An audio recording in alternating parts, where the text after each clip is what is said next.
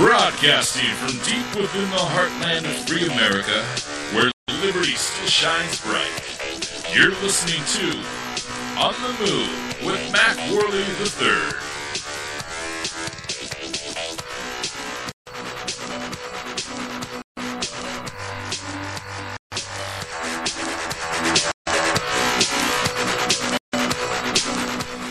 Hello, MacPack. It's great to be back with you for another episode of our program. Today's episode is titled, Revolutions Rarely End Where They Begin. This is episode 118 of On the Move with Mac Worley. I, of course, am your host, Mac Worley III.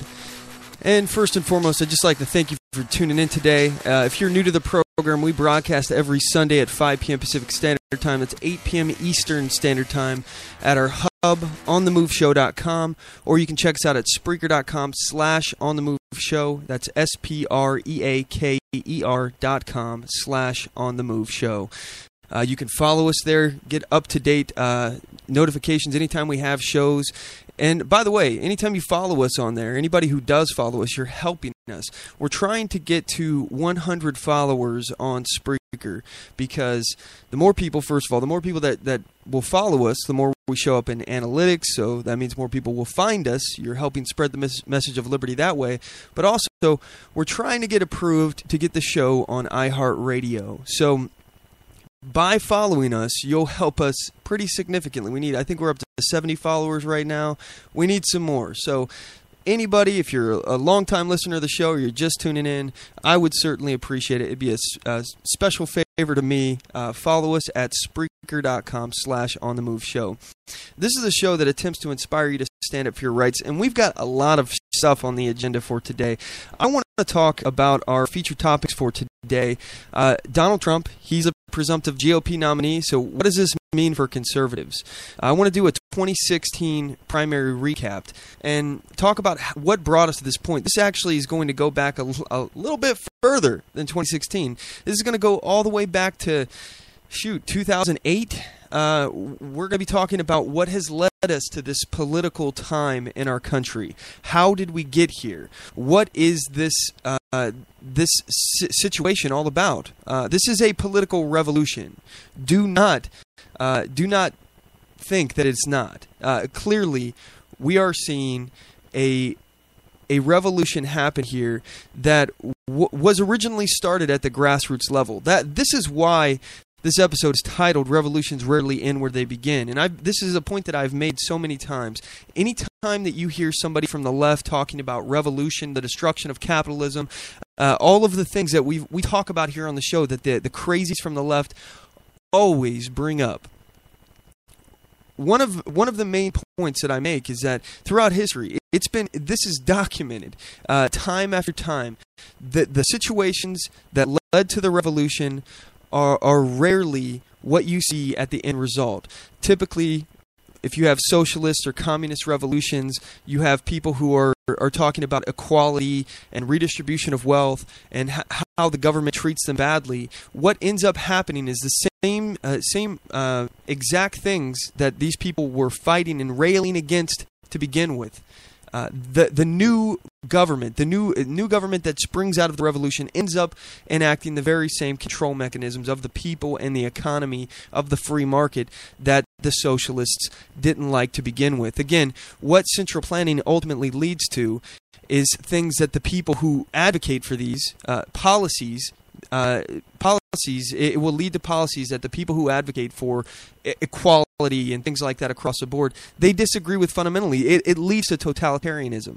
So what I believe we've seen here is the conservative movement, the conservative revolution, and it's a political revolution, not a violent revolution, not an overthrow of the government, but I believe that it has got derailed. And I want to talk about political revolutions in this context. And more importantly, I want to talk about what we should do next. What are our options? What can we do? Because I don't know about you, but I'm still never progressive. I will never, ever again vote for somebody down the party line just because I'm worried about the other guy getting in office. I'm tired of voting against my own principles. Against common sense, honestly, because if I want a certain policy or a certain certain ideology to excel, why in the world would I vote against my own ideology? All right? And this is what we've been asked to do over and over again, and we're going to cover that. So I want to talk about what we do next. What are our options? Then I also want to get to a story about how the Army has shrunk to the smallest level since World War II. And I want to talk about how John Kerry is slamming, I'm using air quotes here, Trump's wall, and he's telling graduates to prepare for a borderless world. Then I also want to get into a Social Security gun grab that we've talked about on previous episodes, but I think it's particularly important considering it's the largest gun grab in the United States history. And in addition, Obamacare and illegal immigration. There have been some new developments in this that I want to talk to. I got a whole bunch more that we can get into. And anything that you would like to bring to the table, feel free. The number of the show is 360-450-5625. Again, that's 360-450-5625. All right, so at this point, we're going to go ahead and cut to a commercial break. When we come back, we're going to start right in on this Donald Trump situation here because I was surprised by this, but not the way that you may think. So anyway, we'll get to it when we come back. You guys aren't going to want to miss this. We'll be right back. Oath Keepers is a nonpartisan association of current active duty military, reserve, guard, veterans, peace officers, and firefighters who will fulfill the oath we swore, with the support of like-minded citizens who take an oath to stand with us, to support and defend the Constitution against all enemies, foreign and domestic. So help us God. Join us at oathkeepers.org.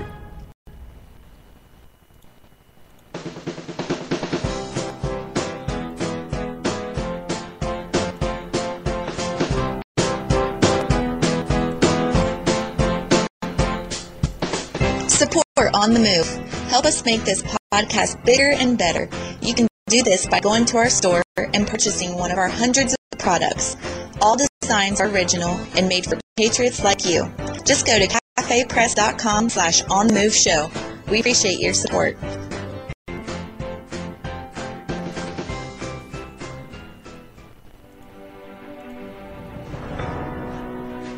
Hi, I'm Latasha Worley, and I work with candidates to creatively and effectively communicate their message to voters. I offer professional graphic design services, from yard signs to flyers, from logos to vehicle magnets. Email me today at latashaworley@gmail.com. That's LATOSHA Worley@gmail.com for a quote on items for your campaign.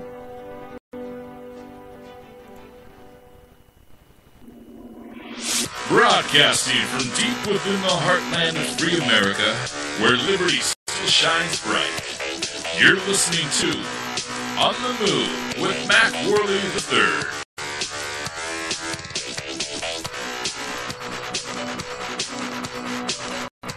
All right, gang, we're back. So we have some chatter on Twitter. Conservative podcast at common_conserve. He was, by the way, this is Peter Owens. He was a guest, I don't think it was last week. I think it was a week before last on the show. He operates the podcast Common Sense Conservatism. Very hard word to say, conservatism.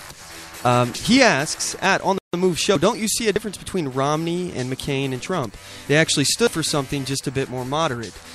Well, look, I won't deny that there are some pretty significant and stark differences between these people. However, I consider both Romney and McCain to be progressives. Romney is the sponsor of Romneycare. McCain is a bleeding progressive. I'm tired of voting down the party line. And let's actually get into these featured topics, and I think this will answer your questions, Peter.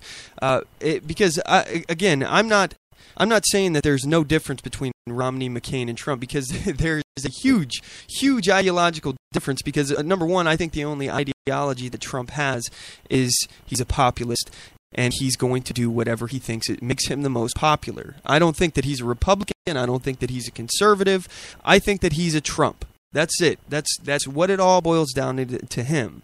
Now, Romney, I thought he was a pretty decent guy. I didn't think he was a good candidate. I voted for him. I voted for him and McCain, but I didn't think that they were good candidates. I did it only because I was voting against the Democrats. That was it. I was voting against Obama. I knew who Obama was. I thought that they would be the lesser of two evils. That's why I voted for them. So, first featured topic of the day. Let's go ahead and get right into that. Donald Trump is the presumptive GOP nominee. So what does this mean for conservatives? What does this mean for people who actually, want the Constitution enforced, the Constitution respected, and limited small government? Because at this point, the way I see it is there is no small government person to vote for out of the two major parties. There's no small government option at this point. Donald Trump is a big government progressive. Hillary Clinton is a big government progressive as well.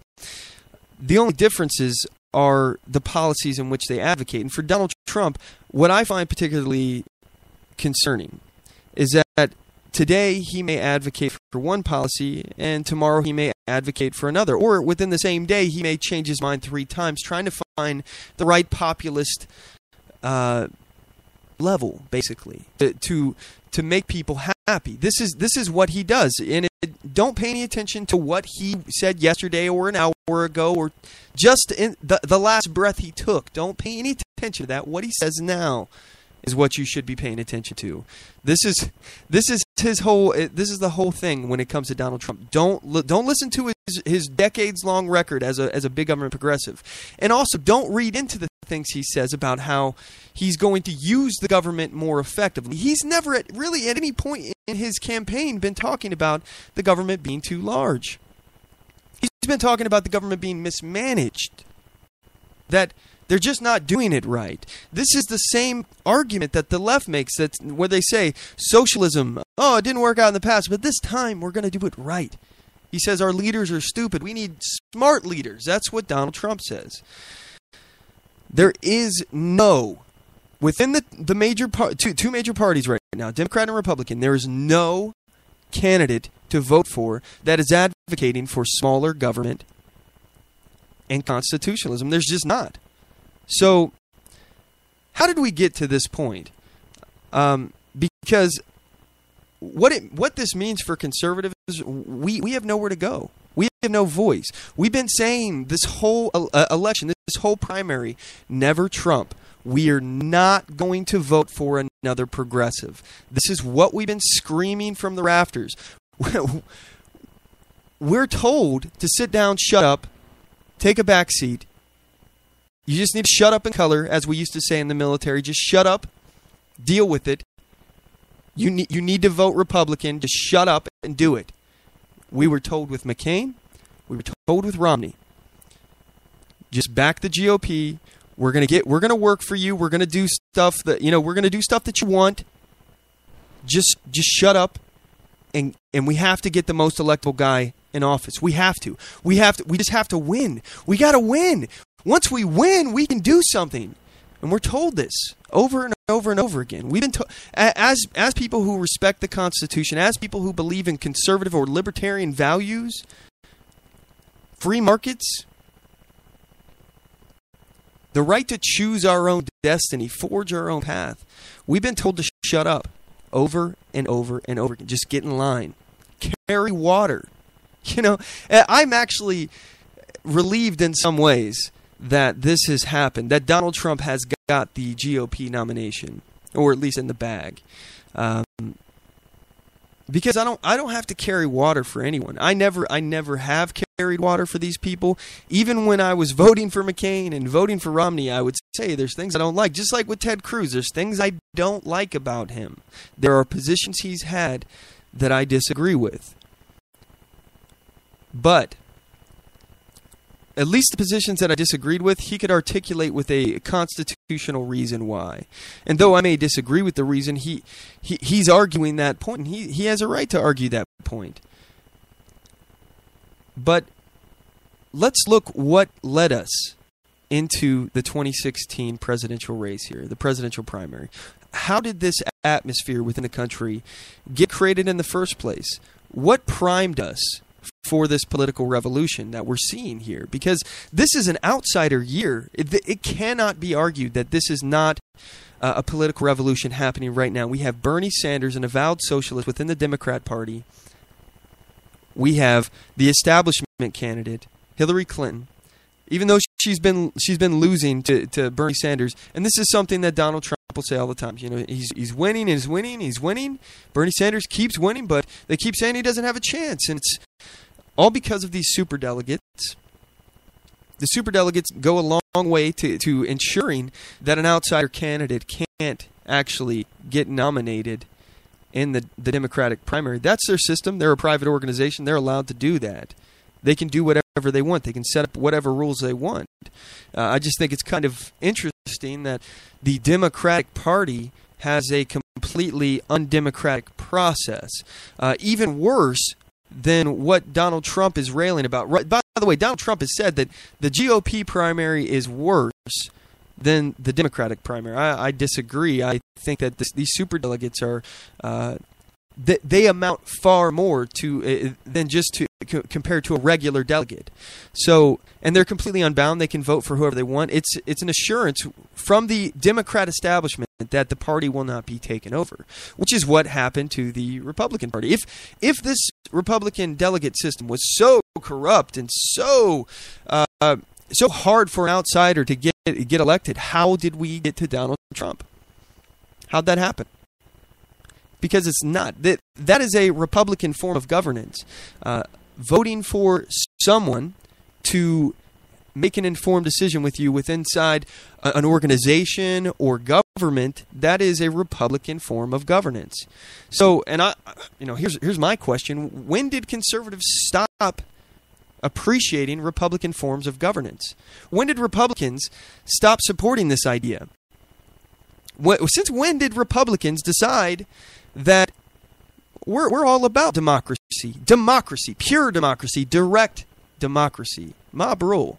When did we decide that was a good thing? Because as far as I know, Madisonian, Jeffersonian republic ideas, this is the kind of things that the Republican Party was supposed to stand for. Our founders, they were really concerned and outright fearful of pure democracy. They considered it mob rule. There's many quotes around the internet of them talking about this. You know, it's pretty crazy. So,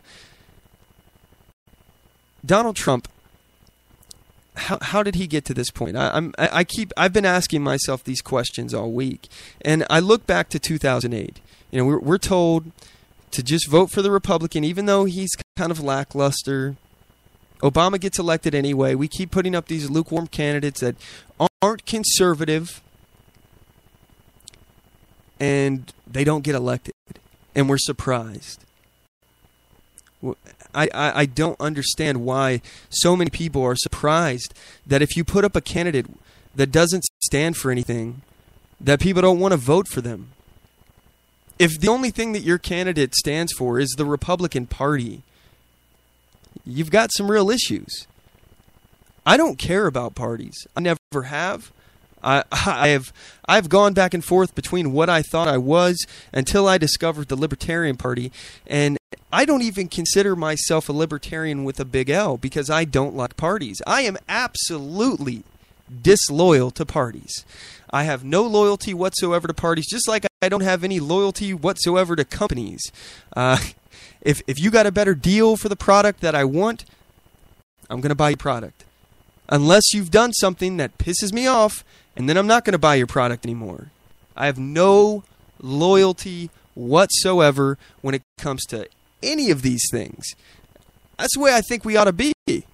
I think we should vote with our principles, vote with our conscience. So, after 8 years of being told, just fall in line with the Republicans, just fall in line. Conservatives, you lost. You lost the primary, conservatives, in 2008. You lost the primary again in 2012. We elect these lukewarm, progressive Republicans. Again, this is the cancer that we've been fighting this whole time. Progressivism. Using government to force people to do things against their will, to redistribute wealth, entitlement programs. These are the same exact things that we've been fighting against. steal from Hillary Clinton, the most infamous line, what difference does it make? At this point, what difference does it make? We've been told in 2 different presidential elections, 2008, 2012, fall in line. During this process as well, what happened? We're told the same thing. You know, we can't do anything about what's going on. Obamacare shoved down our throats. Our party decides they can't fight it. They don't want to do anything about it. Ted Cruz stands up, has a 21-hour filibuster against Obamacare, doing what he was elected to do, and the feckless members of the Republican Congress do nothing, and in fact oppose him on this process. Hide and coward like this is an insult to little girls, but like little girls. They're power brokers. All they care about is winning the next election. So they tell you, just fall in line, shut up and color, vote Republican, or the Democrats will get in office. This is what we're told over and over and over again. And we're sick of it. And that's what led us up to this point. That we just won Congress not too long ago. We got a Republican House and Senate. And what have they done? Have they done anything? Well, they just passed that $1 trillion omnibus bill, the continued resolutions to fund the government. They funded Planned Parenthood, the place that's harvesting baby organs off of aborted fetuses and then selling them for profit. They haven't done anything about that. This is what I'm talking about. We put these people in office to fight for the values that we stand for, that we've asked them to stand for. We trusted them to stand for. And they don't. And they won't. And why is that? I mentioned before, they're power brokers. They're so concerned about getting reelected that they would rather ride the wave of the incumbency because it's so easy for them to get elected. As long as they stay underneath the radar, they don't have any controversy, they don't kick up a bunch of dust or make us think about anything, people will know their name because they're the incumbent of that office and they're likely to get reelected. It's very, very difficult to oust a sitting incumbent. It's just very difficult. So they don't want to kick up a stink. They don't want to shut down the government because they're afraid that they're going to be blamed. Although what we saw after the government shut down during the Ted Cruz filibuster, the one where Harry Reid decided that he wasn't going to fund the rest of the government piecemeal, Ted Cruz and the Republicans that were working with them were saying, okay, well, here's what we'll do. We'll fund this program and that program and this one. The only ones we're not going to do are the ones that we ideologically oppose, like Obamacare, the ones that our constituents elected us to oppose, elected us to fight.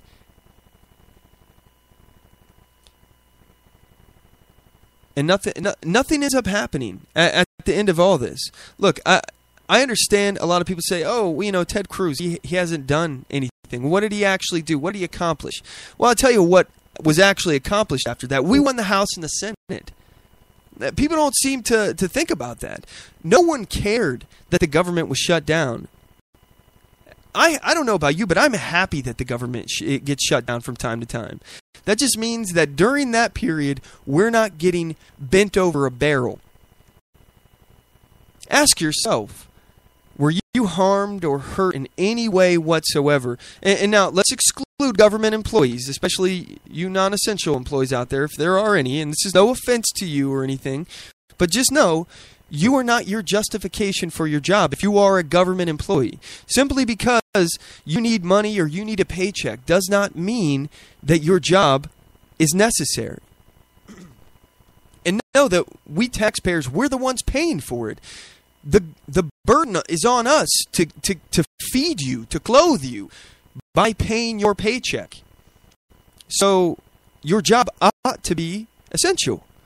Because if it's not essential, if it's something we don't need, why are we forced to pay more taxes to cover your costs, your cost of living? What is this, a redistribution of wealth program? No. This is a government position.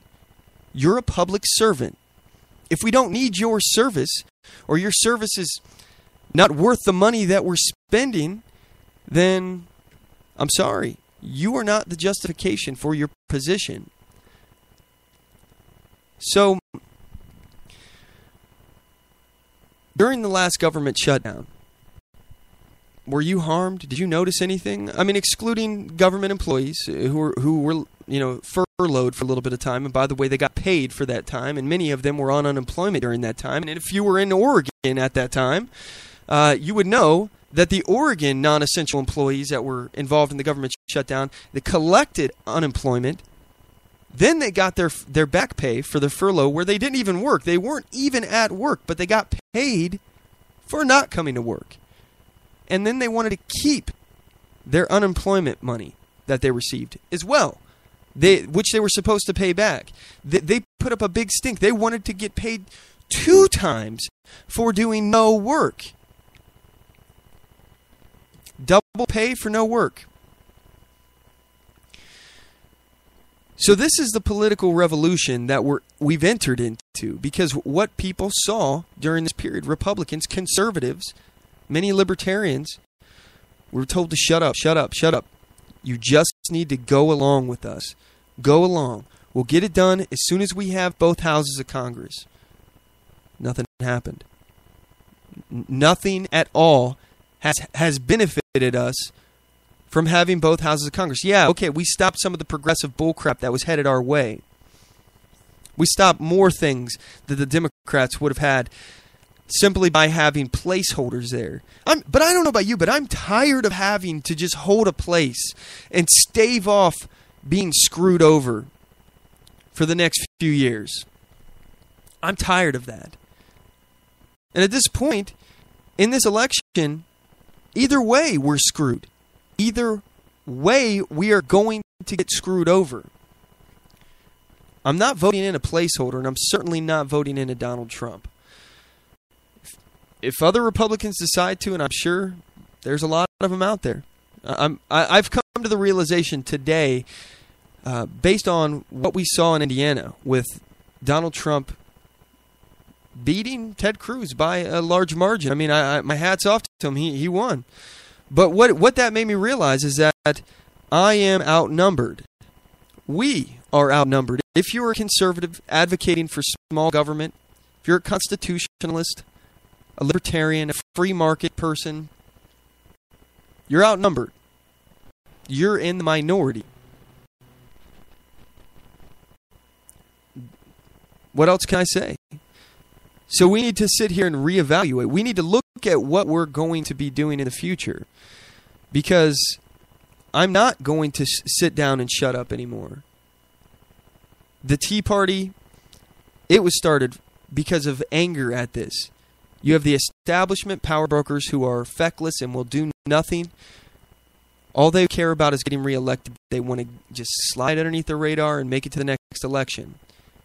Well, that part's over, folks. If Donald Trump is the head of the Republican Party, there's already reports and projections now that we're going to, as Republicans, if you are a Republican, I personally am a libertarian in philosophy, but if you're a voting Republican, it's very likely, according to the projections, that we're going to lose the House and Senate. A lot of these seats are going to go blue.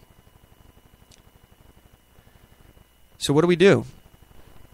Do you just hold? Do you vote for Trump and hope that Hillary doesn't get elected, and hope that Donald Trump will decide to not go full-blown progressive on us? I wouldn't hold your breath on that. Anyway, we're going to cut to a commercial break. When we come back, I want to talk more about this. I want to start really analyzing some of the things that have led us specifically to Donald Trump's victory in the 2016 primary, and how the conservative movement got derailed. So we'll be right back after this break, gang. You don't want to miss what's coming up next. I do solemnly swear that I will support and defend the Constitution of the United States of America against all enemies, foreign and domestic, and that I will bear true faith and allegiance to the same, and that I take this obligation freely without any mental reservation or purpose of evasion, pledging my life, my fortune, and my sacred honor. So help me God. Join us at oathkeepers.org.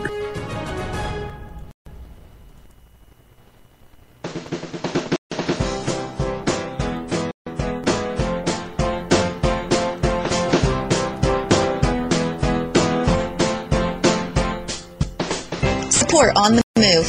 Help us make this podcast bigger and better. You can do this by going to our store and purchasing one of our hundreds of products. All designs are original and made for patriots like you. Just go to cafepress.com/OnTheMoveShow. We appreciate your support.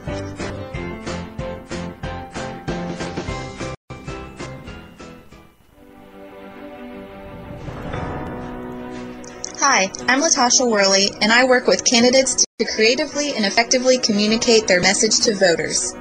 I offer professional graphic design services, from yard signs to flyers, from logos to vehicle magnets.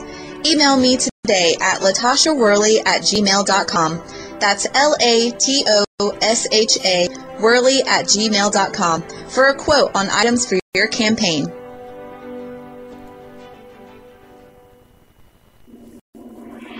Broadcasting from deep within the heartland of free America, where liberty still shines bright.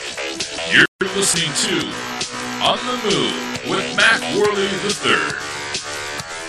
All right, gang, we're back. If you want to join today's conversation, you can do that in a couple of different ways. You can get us on Twitter at OnTheMoveShow, on Facebook, facebook.com/OnTheMoveShow, or my personal favorite way is you can call in.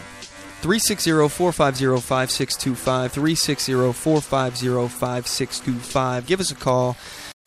I'd love to hear from you. So we're talking about what has led us to this point with Donald Trump being the presumptive GOP nominee. We've had Congress who's done nothing. Again, we've been told over and over again just to get in line, just to shut up, just vote Republican or else the Democrats. That's the answer. Do this or else Democrats. This is why people like Ted Cruz, as an outsider, again, he is an outsider. This is one of the biggest lies that has been perpetrated this primary season. Ted Cruz was hated by his own party. He has a proven record of standing against his own party and for the Constitution. I mean, that's just a matter of record at this point. I don't know how anyone could argue that he was part of the establishment. And something I heard today was that, somebody was talking about the conservative establishment. Oh, the conservative establishment.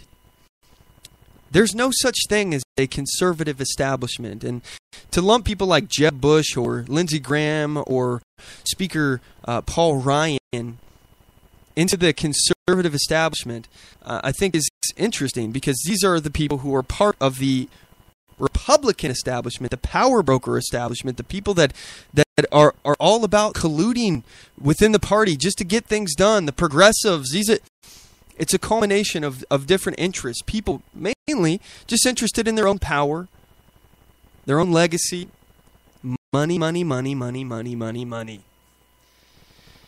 That's what the Republican establishment is. The conservative establishment, what is that? Who is that?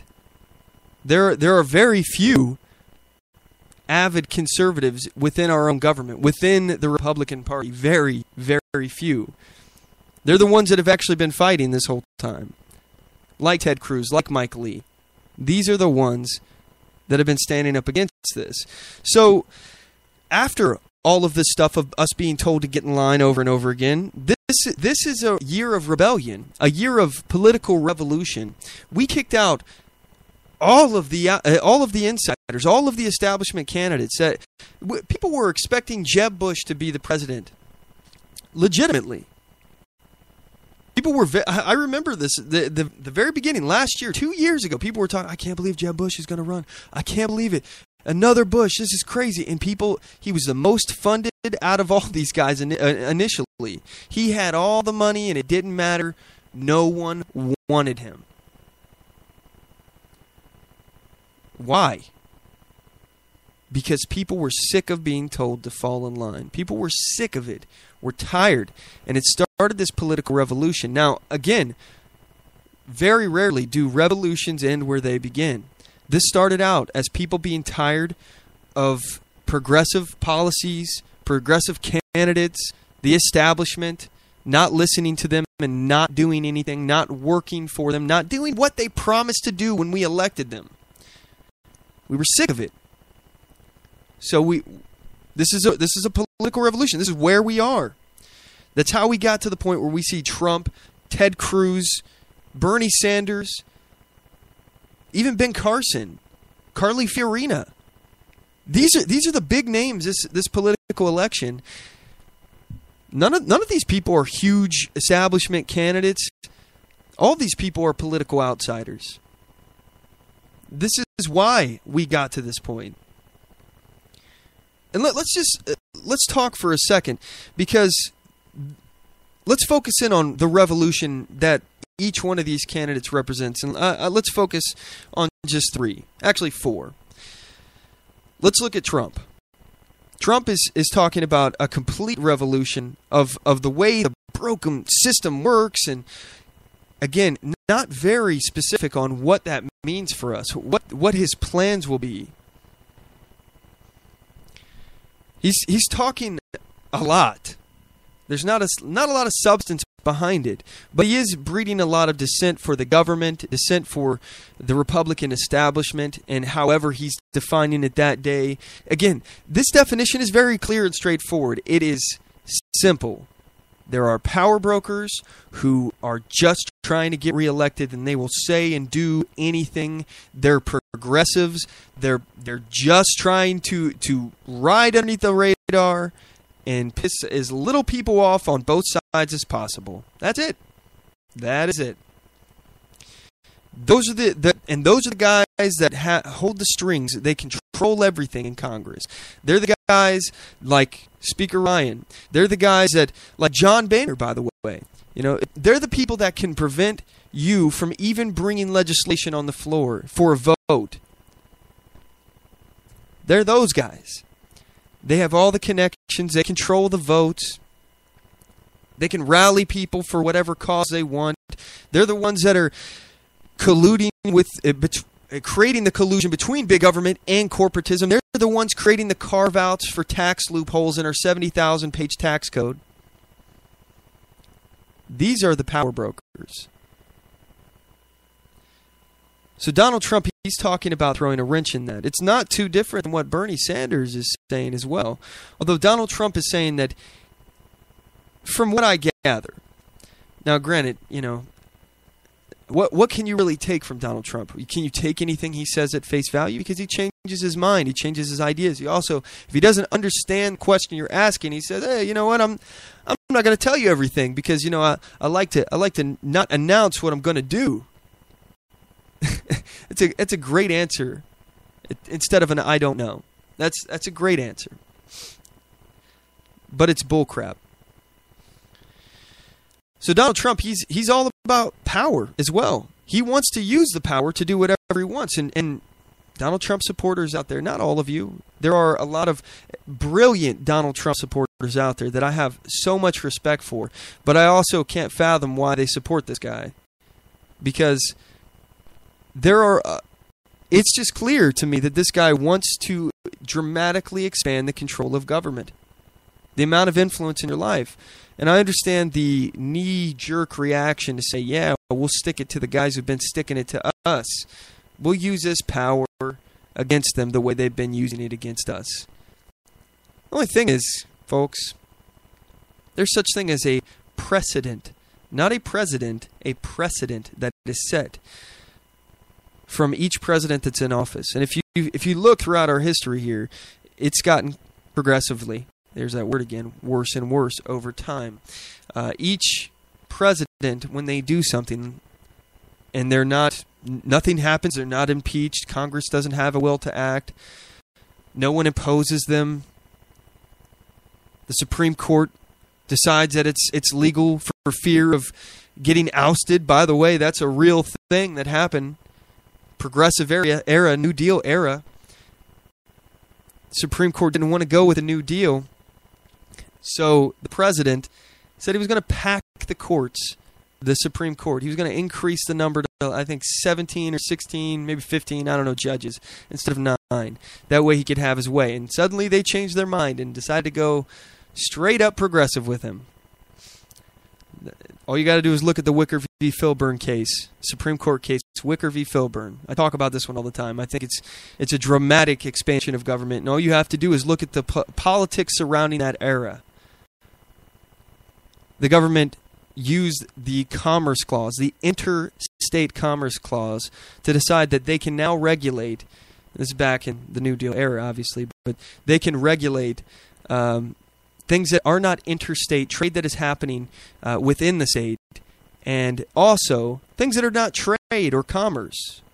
They can just decide that if you want to grow wheat on your property, they can come in and say, no, you can't do that. You can't grow that much, even if it's for your own personal consumption. So Bernie Sanders' ideology, we're talking about a pure out-and-out revolutionary. He wants a socialist government. And as we've seen throughout the prism of history, socialism leads to communism, leads to absolutely no rights for the individual. They start talking about things like collective rights. And here's the comical part. There is no such thing as a collective right. No, they don't exist. Suddenly, because a group of people got together does not mean that that group now has more rights than an individual, because all rights are based upon individual rights. A collective does not have any more rights than an individual. That's why it's a fallacy to believe in collective rights. Now, you can collectively bargain. I believe that a group of individuals can come together. They have every right to join together. They have every right to assemble. But you don't have a right as as a group to suddenly start victimizing an individual. If that's the case, how many people does it take to get this collective right over someone else? And is it okay if one collective that's larger than another collective starts to impose their will on that collective? This is the problem. This is why all rights begin at the individual level. So Bernie Sanders, he's calling for a pure revolution, an ideological revolution. You're going to destroy capitalism. You're going to destroy the way of life in this country. But let's talk about, for example, Ted Cruz. Ted Cruz is talking about a revolutionary idea as well. Only this revolution took place in 1776. This revolution was one that already was fought. This is a revolution that our forefathers already bled for. Simple thing. Following the Constitution, enforcing the rule of law. Simple, right? I guess not so much anymore. So, let's look at another candidate. In fact, two. Not really a candidate. Let's look at Obama and Clinton, Hillary Clinton. I look at these two as very similar in ideology. These guys are actually power brokers. Now, I think Obama's he likes to pander a lot to the ideological base, and I think in a lot of ways he is rather Marxist himself. But I think he cares a lot more about power than he does about ideology, unlike Bernie Sanders. And I got to give it to Bernie. You know, Bernie actually he's a man of values. I just happen to completely and wholeheartedly disagree with his values. But at least I can respect him on his position, his ideology, that he holds one, and he appears to be rather consistent with it. But Obama and Clinton, I think, are cut from the same cloth. I mean, Clinton's already talking about how she wants to essentially just continue the Obama legacy. She wants to pick up that mantle. She thinks that the legacy can't be left to Trump. Okay. But she is a power broker just like Obama. And Clinton, I mean, we're talking about somebody who's been a member of the political class for the majority of her adult life now. And for me, what I see is less of a revolutionary, more of a power broker. And again, with these Democrats, I think one of the things, it's almost like they've got the tiger by the tail. You've ever heard that analogy? Because their ideology and the things that they pander to, what they say doesn't always match up with what they believe. They they are holding the leftist, statist tiger, the communist, socialist, Marxist, anarchist tiger by the tail. And they want to keep this thing riled up. They want to use this for their own political end, which is to win. But they have to make sure that they don't go too far. They have to keep continuing to rein it back, because at some point it may turn around and bite them. If they actually go towards a revolution would be terrible for people like the Clintons and even the Republican establishment. They don't want revolution. You know, the Republican establishment, they don't advocate for it in that manner. Which is why, I don't know what's going to happen with this Trump thing. I don't know if the Republican establishment is going to actually end up full-fledged endorsing Donald Trump, because he represents a revolution in the party. And I don't think it's for the better. And I know that they're terrified about it, because it potentially means the end of their power. But Hillary Clinton and people like Michael Bloomberg, by the way, they continue to have to rein this kind of stuff in. Their rhetoric that they say is not what they necessarily believe. Now let's go ahead and play a clip here real fast of Michael Bloomberg. This is really something I didn't expect from Bloomberg himself. But he's talking about how safe spaces have become a problem. Here goes.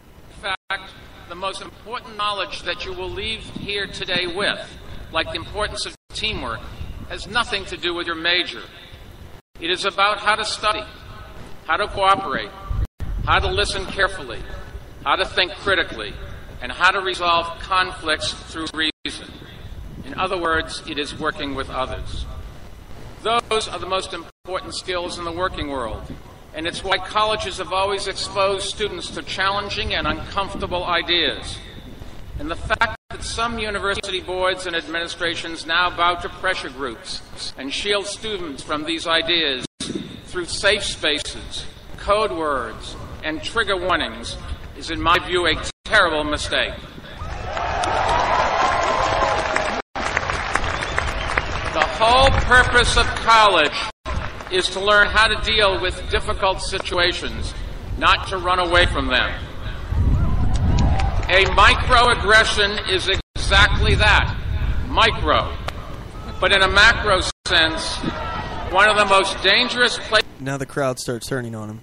...places on a college campus is the so-called safe space, because it creates a false impression that we can isolate ourselves from those who hold different views. We can't and we shouldn't try, not in politics or in the workplace. So this is something that I did not expect from Bloomberg. I mean, this is one thing I can actually agree with the man on. I mean, I don't agree with him on, the totalitarian nature of what he's done in New York, by the way, of where he tried to limit how much salt you can consume, how big of a big gulp soda you could buy. Oh, obviously his gun banning. I mean, his extreme anti-gun rhetoric and nature. I can't support that. But this is actually one of the few things I've actually agreed with Michael Bloomberg on. And I love it when the left eats their own on this. But this is the continued process that we see, and I honestly think we're getting to a point here where things are about to spin out of control. Now, I've been wrong. I've been wrong this whole election about what's going to happen. I don't have a crystal ball. I can't predict the future. All I can tell you is that I think that we are headed for a really bad time, folks.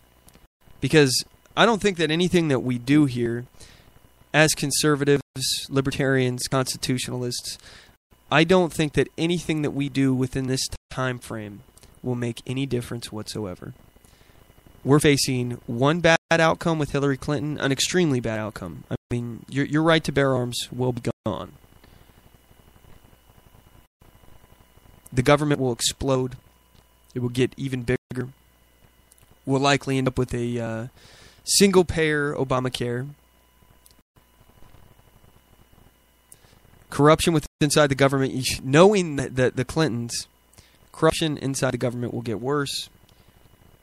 we're going to get screwed. With Donald Trump, I think he's going to destroy the economy. I think he's going to be authoritarian. I mean, the tariffs alone will put hundreds of thousands of people here in America out of jobs. Anybody who works for a company that sells a product from Japan, Mexico, or China, you're going to be out of work. It's going to cost 45% more for your product. People aren't going to buy it. It's going to cost jobs. Protectionism leads to destructionism. That's Reagan. You know, Donald Trump says he believes in a free trade, but fair trade. And the only thing that's fair is free. This is the point. So if you believe in small government, if you advocate for small government, what should you do? What should we do now?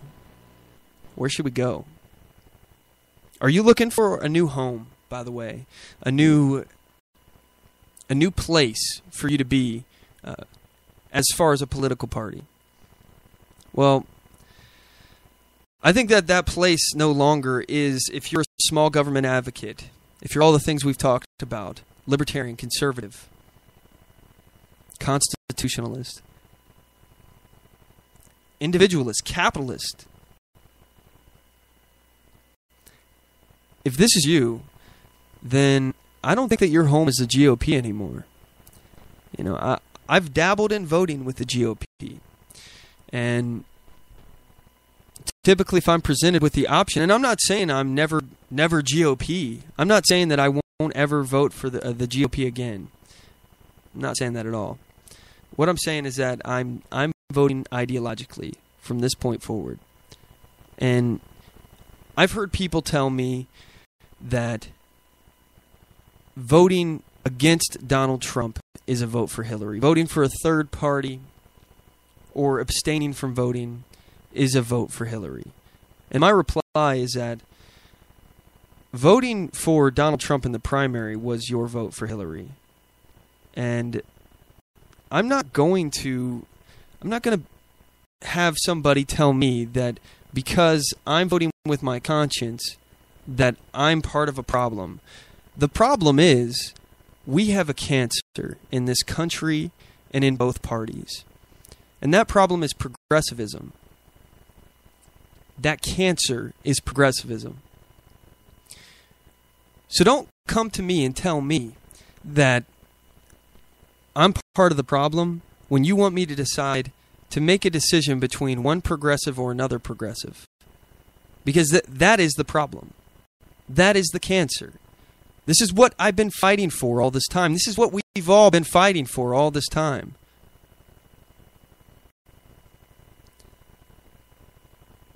So I'm not going to vote for Donald Trump. I'm still never Trump. I'm never progressive. I'm never Hillary. I'm even never Kasich. I can't vote for that guy either. But you know what I am for? I'm always Constitution. And this year it looks like I'm either going to be, unless there's something going on. I've been hearing some rumors, by the way. Let's go ahead and open up these stories here I got. There is some talk now about a conservative third-party movement brewing. So I want to talk about our options here, our two choices that the way I see it right now, we have, if you are a conservative, you're a libertarian, you're a constitutionalist, a capitalist, an individualist, whatever. You just don't like Donald Trump, whatever. You don't like the two options on the table. What should we do next? What are our options?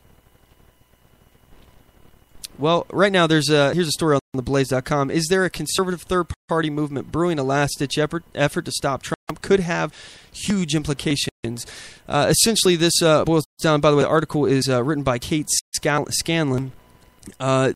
In an open letter to the majority of America, posted on his Facebook page on Wednesday evening, Senator Ben Sasse expressed dissatisfaction with the nominees of each party and called for a third option to enter the race for the White House. The Nebraska Republican has maintained that he will not support Donald Trump as a Republican presidential nominee, nor will he cast a vote for Democratic presidential candidate Hillary Clinton.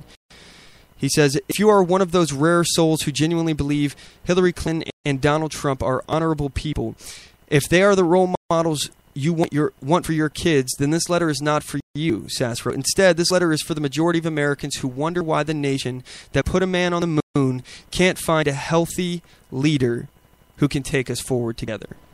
So this may be a real movement that happens in the next few weeks or months. I don't know. Now, I don't think it will matter. Just to be perfectly clear, I don't think that this is suddenly going to make us to win. I don't think this has an opportunity to win this election, even within the next few years. What I would love to see, honestly, is to see conservatives go to where they ought to be. I don't think there's a need for a conservative party. Honestly, I don't understand why. I mean, again, if this gains some steam, and I like what they're talking about, I like their candidates, I like their policies, I could see myself voting for a conservative third party. I just don't think that they will. I think it will be a harder fight for them to start their own party. I think that their home ought to be with the Libertarian Party. This is my opinion. The Libertarian Party actually has a lot of space and room for conservatives. Now, maybe, especially as far as conservatives, because conservatives are religious people, very religious people in a lot of ways. Now, I'm not religious at all, but I happen to be friends with a lot of religious people. I have a religious background. My family, I was raised up in church, but I decided it's not for me. So, with that said, I think that there's a lot of room inside the Libertarian Party, but there are people inside the Libertarian Party that have a disdain for religion, and this is something I don't understand either. I think as libertarians, big L libertarians, if that's what you consider yourself, I think we need to welcome the conservatives in with open arms. I think the fact that Google searches for Libertarian Party has surged a massive spike after Ted Cruz dropped out. Here's an article on Reason.com written by Ed Krajewski. Donald Trump, led to surge tonight in searches for Libertarian Party as a chart from Google Trends shows searches for Libertarian Party over the last 24-hour period. Libertarians will choose their candidate at the convention in Orlando over Memorial Day weekend. The two of the highest polling candidates are Gary Johnson and the former Republican governor of New Mexico and 2012 Libertarian presidential candidate, and John McAfee, a computer programmer and entrepreneur who was also the person of interest in a murder in Belize. Oh, geez, okay. They got to throw that out there. Also, Austin Peterson is a person of note you ought to be looking for. But if you're a conservative and you're looking for a new home, if you're tired of the antics coming out of the GOP, if you're tired of being told to get to the back of the bus and shut up and color, I think this is a time. I think that the GOP has left you to steal from Reagan again.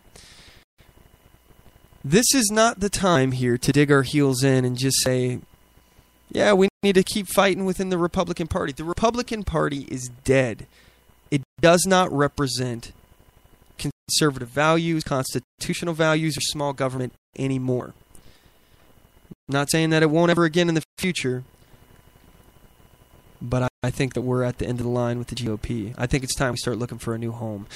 We're going to have to cut to a commercial break. If you're listening on the 405media.com, we only broadcast over there for the first hour. So if you want to check out the rest of the show, head to OnTheMoveShow.com or Spreaker.com/OnTheMoveShow. You can listen to the second and third hour of the program. I would certainly appreciate it, and I really love everybody over there at the 405 Media. You guys are doing awesome things. Keep doing your thing. And we'll be right back after this break, gang. You guys don't want to miss what's coming up next. Oath Keepers is a nonpartisan association of current active duty military, reserve, guard, veterans, peace officers, and firefighters who will fulfill the oath we swore, with the support of like-minded citizens who take an oath to stand with us, to support and defend the Constitution against all enemies, foreign and domestic. So help us God. Join us at oathkeepers.org.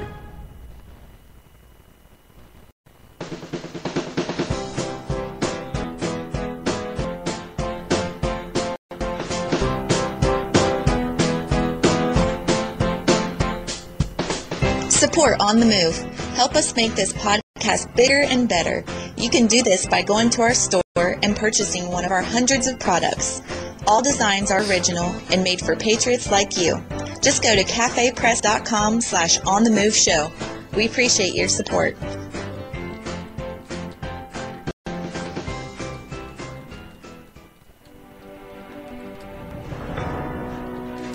Hi, I'm Latasha Worley, and I work with candidates to creatively and effectively communicate their message to voters.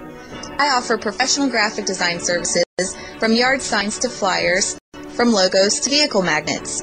Email me today at latashaworley@gmail.com. That's LATOSHA Worley@gmail.com for a quote on items for your campaign.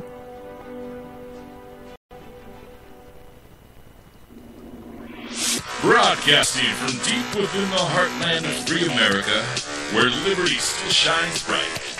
You're listening to On the Move with Mac Worley III. To the couple wondering what a good deal looks like, no.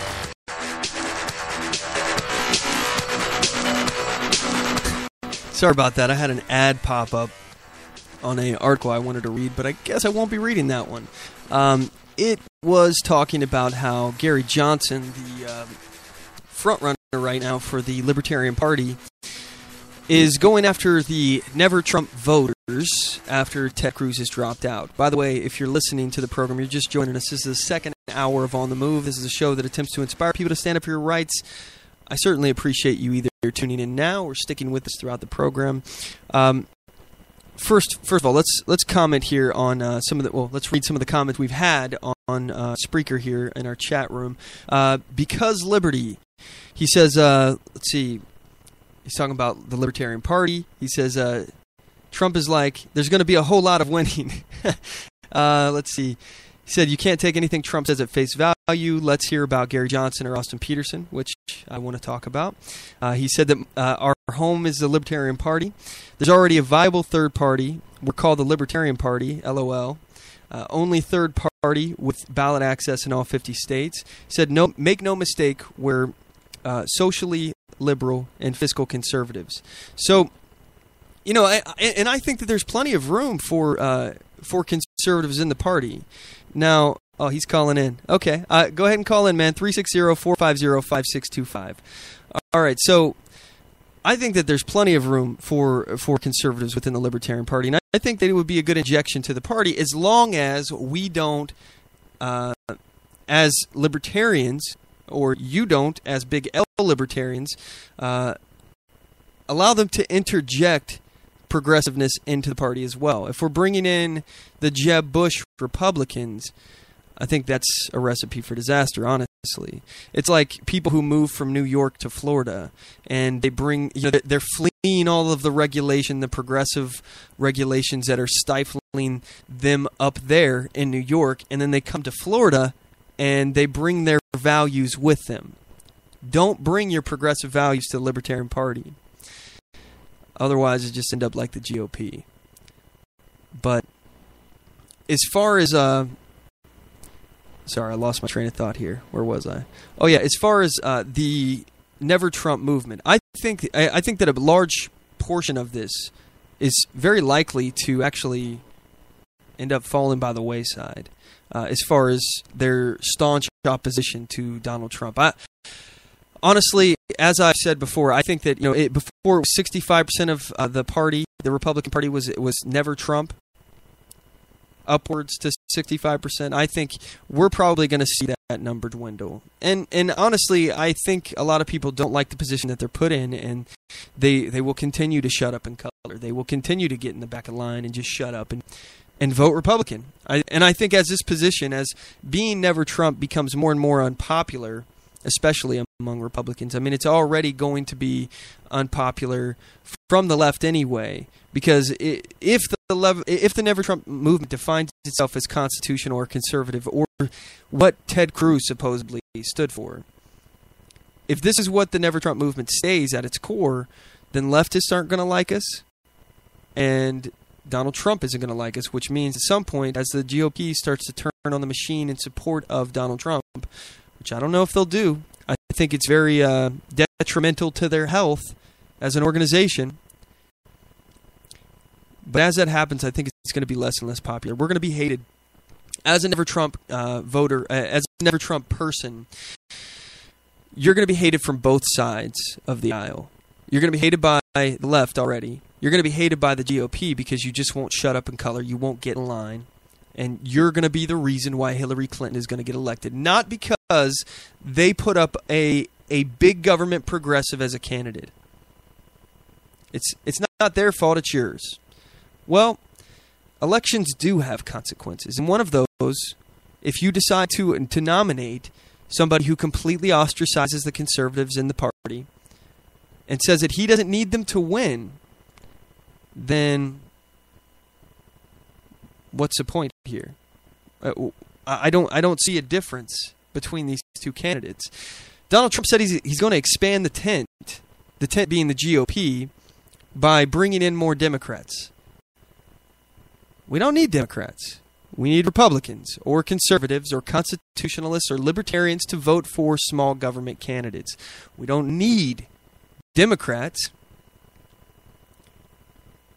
If the only way to win is to expand the tent in order to bring in more Democrats, I say screw the tent. I'm done with the tent. Burn the tent for all I care. You can have the tent, Donald. The GOP doesn't mean anything to me. I know. So this may shock a lot of people. A lot of people are party people. That's not how I look at things. I'm not interested in parties at all. I'm interested in principles, and I'm going to be voting with my principles. So here's one thing that I find. Oh, by the way, that number is, if you guys would like to call in, the number of the show is 360-450-5625, 360-450-5625. And let's see here. We got some other things. I think Curtis is going to be calling in here in a second, but let's go ahead and move on for right now until he does. So let's talk about what's going on here. We've got McCain. Oh, here we go. We actually got Curtis calling in. Hey, Curtis, you're on the line. What's up? Hey, how's it going, Matt? It's pretty good. So what's on your mind, man? Oh, I was just wanting to talk a little bit about the viability of the Libertarian Party this year. Go for it, man. So, for the conservatives out there that are flocking towards the Libertarian Party, Austin Peterson is the only actual pro-life candidate out there, and he is running as a Libertarian. And for, he keep on saying that we don't want progressives in the Libertarian Party, but as I told you before, I was a straight-up socialist when I found the Libertarian Party. I just woken up. And so we do have plenty of things to offer progressives out there in forms of civil liberties and whatnot. It was a good year before I started caring at all about economic liberties when I joined the party. Yeah. Well, this is what I was talking about, for those though. types of people, Gary Johnson, all the way. I mean, even for fiscal conservatives, Gary Johnson is, he's got a record that he can run on. And, he was a former governor of New Mexico. He was known as Governor No, or Governor Veto. Yeah. He vetoed more bills than all the other governors combined, I believe. Yeah, that's right. So here's what I was talking about. Because I don't think that obviously the Progressive Party or the progressives inside the Libertarians. I don't think that's something that we have to worry about right now. But what I am concerned about is them coming over and keeping their values. This is exactly what I was just talking about. How New Yorkers will move from New York and go to Florida, and then that changes the dynamic of Florida, the political atmosphere inside Florida. It's kind of the same concept. I just don't want to see progressives going over to the Libertarian Party and changing the Libertarian Party. This is why I'm not a fan of parties to begin with, because parties can change, and what they advocate for and what they actually do can change. I think we've seen this change. We're witnessing this change inside of the GOP right now. It no longer is a party of small government. The only party of small government we have right now is the Libertarian Party, and right now it looks pretty clear that that's where I'm going to be voting. I'm going to be casting my vote for the Libertarian Party, I think. So, as far as getting converts from progressives or socialists into the Libertarian Party, I'm all for that. I don't think that we should be spending a whole lot of our energy at this point trying to convert socialists into libertarians or into small government people. I think we have to start looking. I mean, there's a lot of benefit in that, and I don't think that we should abandon that ground entirely. But I want to really focus and pour our energy into a long-term plan here, because let's be realistic. I just don't think that a third-party movement in this election is going to pay off. But I think maybe down the line here, the next 4, 8, 12 years, we may start to pick up some more steam. And it may take even longer than that. Hell, the progressives have had a 100-year plan to get us to this point. So I think it's time that we start really digging in and looking towards long-term survival here. What do you think? I think you're exactly right. I always tell people that I have an 80-year plan for liberty, which is including future generations' plan. Which is why I do all the things that I do, because I have a son. And I want him to be as free. I wish that he could be as free as the day that I was born, at least, but it's not turning out that way right now.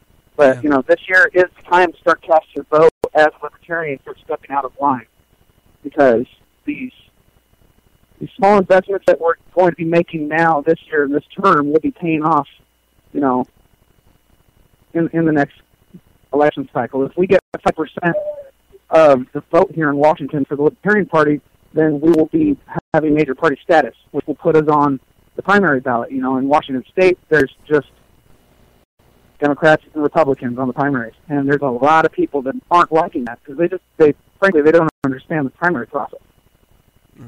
And, they're not wanting to have to declare Republican or Democrat ever, is what I'm seeing online. And, frankly, the major parties, they keep it out of that. And, the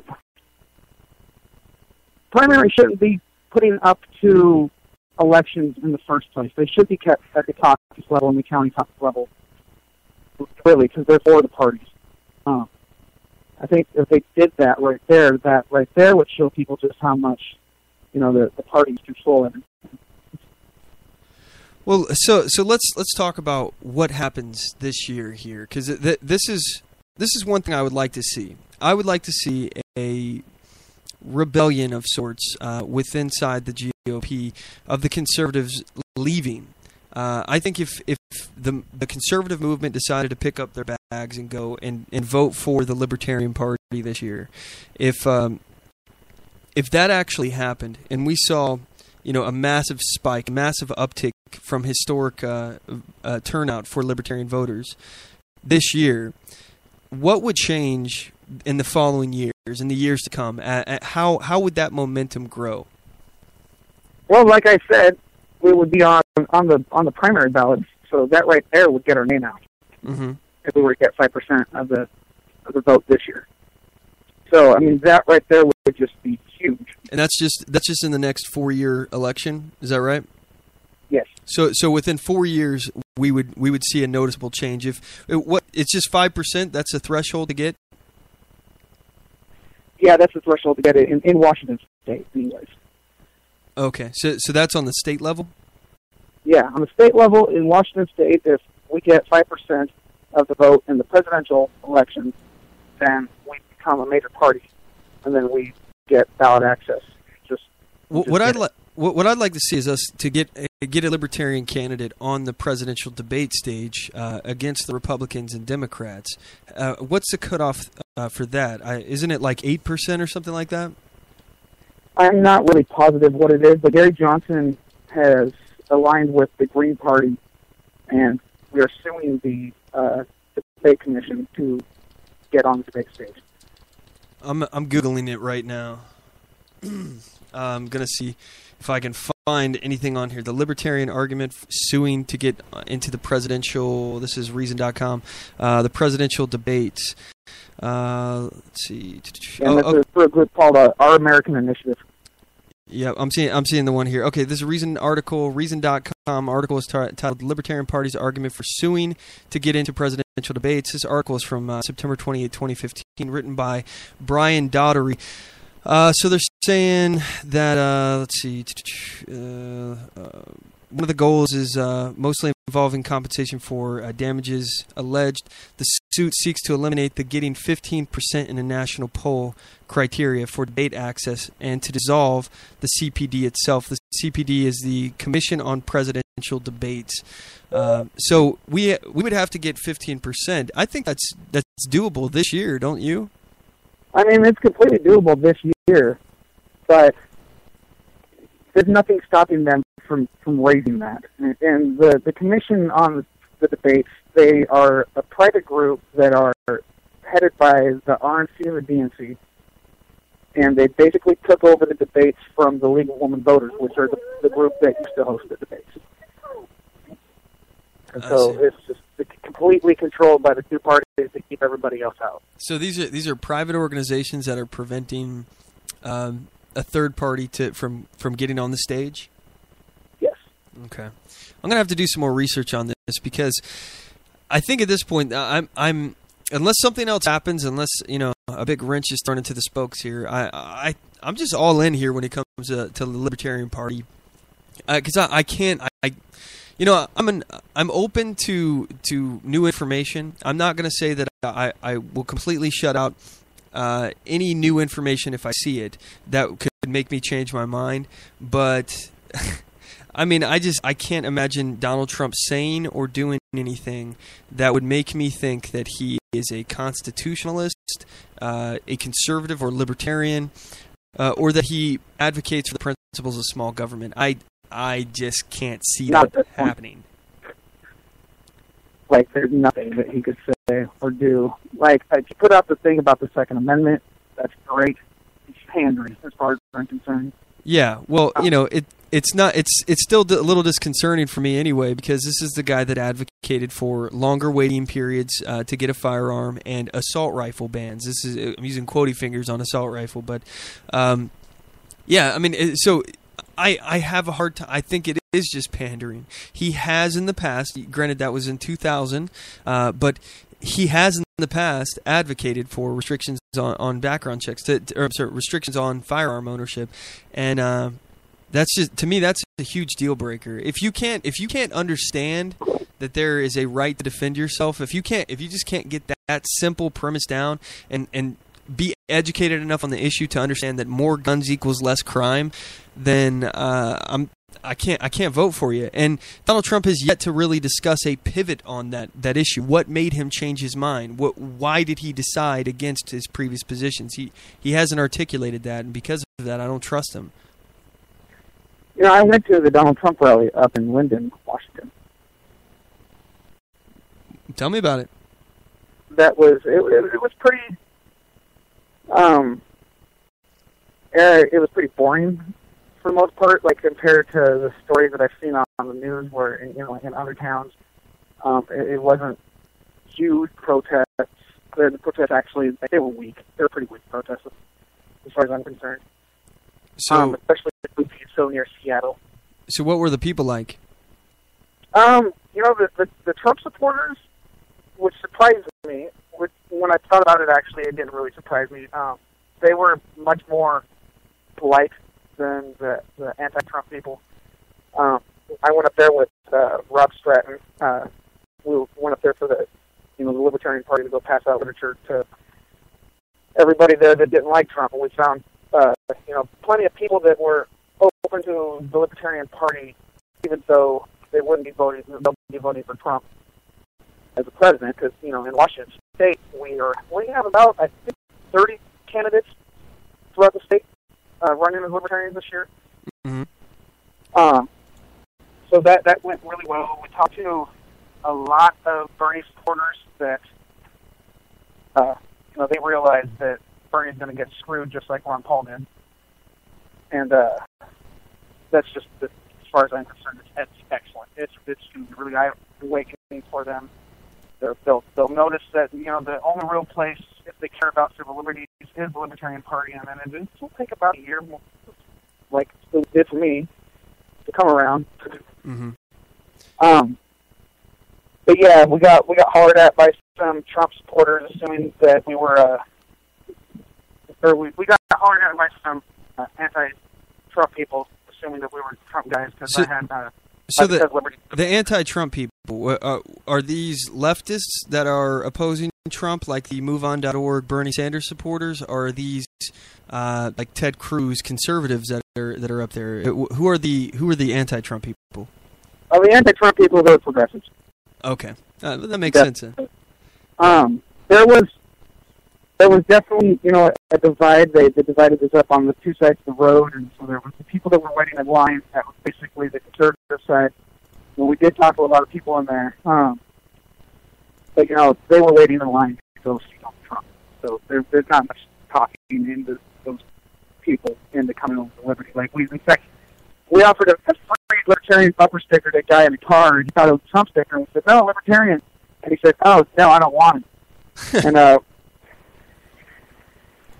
And Rob had asked him, "Would you not like Liberty?" He said, "No, I like Trump." So, I mean, that right there. Yeah.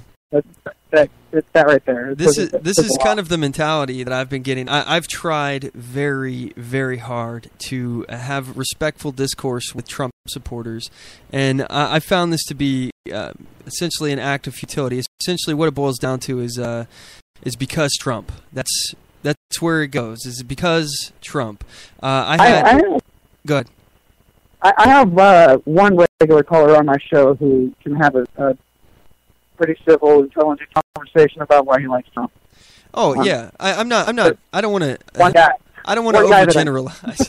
Yeah, again, I got a lot of friends who are actually Trump supporters, and some of these guys I would consider, you know, geniuses.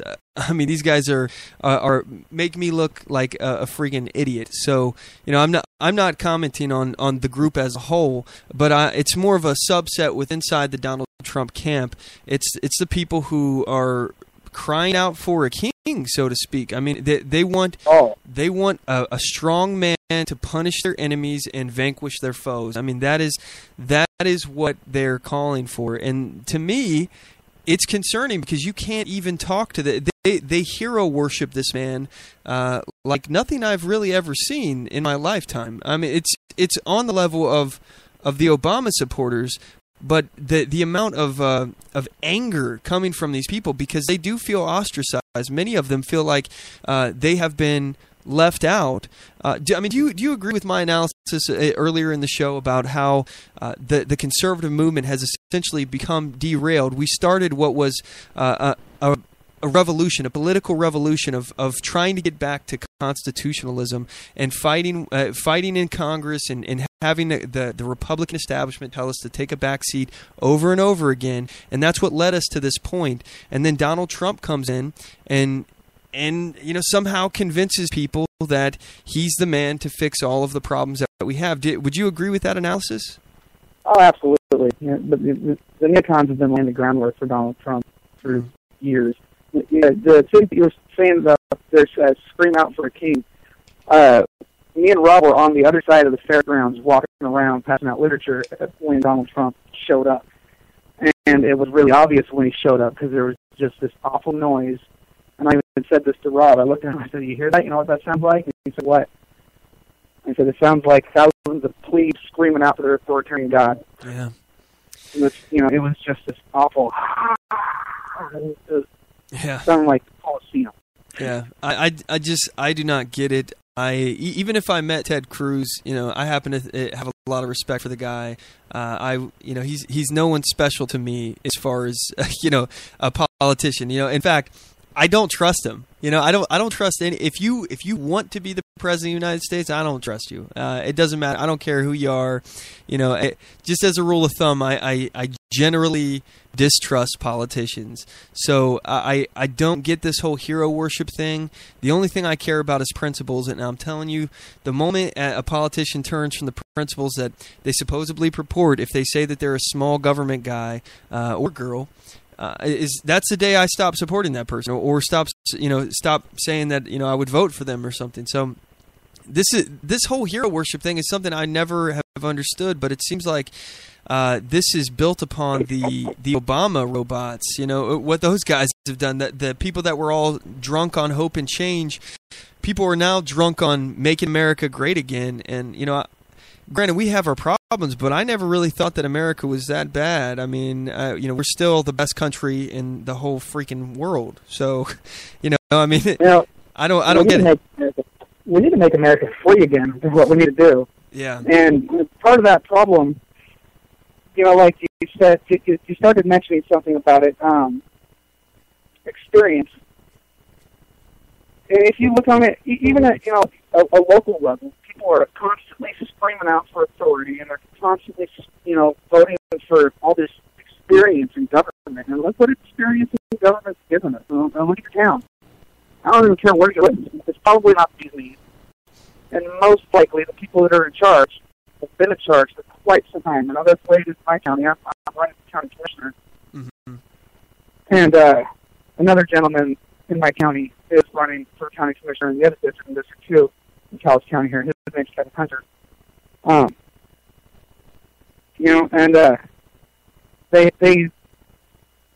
We're getting a lot of criticism saying that we don't have any experience in government.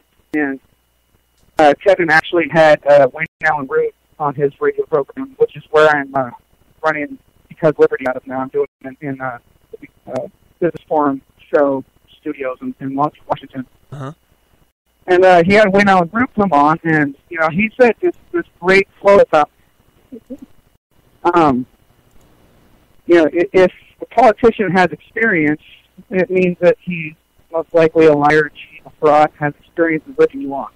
Why would you want somebody that has experience? No. Yeah. I'm with you on that, man. So we got to run here in a second, but before we do, I want to give you an opportunity here because you're doing a lot of different things, and I want my audience to have an opportunity to get to know you as well. So you run Because Liberty, the podcast. Where can people go, first of all, to actually listen to the show, download the show, and hear what you guys are doing over there? You can find me on the Spreaker app. That's all I'm running it off of now. I decided to shut down the small actually. It wasn't making any money. It was costing me money. So yeah. I shut that down, and I'm running everything off Spreaker. So you can find me by looking on your site through the people that you follow, because you follow me. Yeah. Or you can type Because Liberty on Spreaker. You can search the Because Liberty hashtag on any social media, and that's me. There you go. Yeah, we got you. Okay, so it'll have a little emblem of a Gadsden flag snake speaking into a microphone. Everybody out there, it's Spreaker.com/BecauseLiberty. You can go directly there. That'll take you to their show. I highly recommend you listen to him because Curtis, I love what you're doing. I hope you keep it up. Now, I also want to give you an opportunity here because you're running for, you said county commissioner. Is that correct? Correct. I'm running for county commissioner in District 1 in Taos County. Okay. As a Libertarian. So what I want from you guys out there in listener land, members of the Mac Pack, is to share out a link. Curtis, if you could do me the honor of tagging me in a link to your GoFundMe page, I want you guys to support this because this is what I think is great about what we have going on at the grassroots. We can do things at the local level where we have the ability to make direct influences and changes in how our government operates, and it's easier for us to make those impacts. So what you're doing, Curtis, I encourage others to do, and I also encourage everybody out there to support what you're doing. We can get a small government voice inside a local government, and we could. I mean, this is an easily attainable goal. Honestly, I mean, it shouldn't be that difficult to do this at the county level. So, would you link me that GoFundMe page again, and I'll share it out. Absolutely. and or tag me in it or something. I'll share it all over my social media. You guys can find that. I'll post it on twitter.com/OnTheMoveShow and facebook.com/OnTheMoveShow. It's a GoFundMe / Liberty Commissioner, except there's no R at the end because they decided to cut that off. They let me type it in, but they cut it off. So it's Liberty Commissioner with no R. Okay. And I'll send that to you. Actually, I got it. I got it right now. I'm posting it out, everybody. So please go check them out on this. And if you have the money to donate to this campaign, donate. If you don't, share it out. That's the least you could do to help get a libertarian on the ballot and actually do something about about government on the local level. Even if this doesn't affect you, you're not in his county. This is still something that you could do to help. I posted it out just now. So anyway, we got to run, Curtis. I really appreciate you calling in, man, and giving us your thoughts. Do you have anything else you want to blast out? Any other things you want to promote? Yeah, I have a lot of name recognition. I have a decent chance in this election because of my Punisher Squad thing that I did. And you can find that video on LiveLeak if you just search Punisher Squad and that. And that's an excellent video on volunteerism and how to save your community and your town some tax money by doing stuff yourself. Alrighty. All right, gang. You guys can check that out. We got to cut to a break. Thanks again for calling in, Curtis. I really appreciate it, man. We're going to have to do a segment or something where I come on your show one of these times. This is like the third or fourth time you've been over here. Yeah, that's an excellent idea. All right, man. Send me when you want to do it, man, and I'm down. If I'm available, I'll be there. Okay. All right, bro. Talk to you later. Bye. All right, gang, we're going to go ahead and cut to a commercial break. When we come back, I want to dive right into some more of these featured topics here. I want to talk about some more about what our options are, and then move on to some of these other stories that not political for the third hour of the show. I want to actually talk about some of the problems that we're facing and some of the dangerous situations that we have, like our army shrinking to the smallest level since before World War II. John Kerry slamming Trump on the wall and telling us that we need to prepare for a borderless world. Social Security gun grab that's going on, the largest gun grab in United States history. Obamacare potentially going to turn single payer as doctors advocate for this. And we have a surge of illegal immigration happening at our borders. I'm going to talk about that and some of the causes for it. You guys don't want to go anywhere. We'll be right back.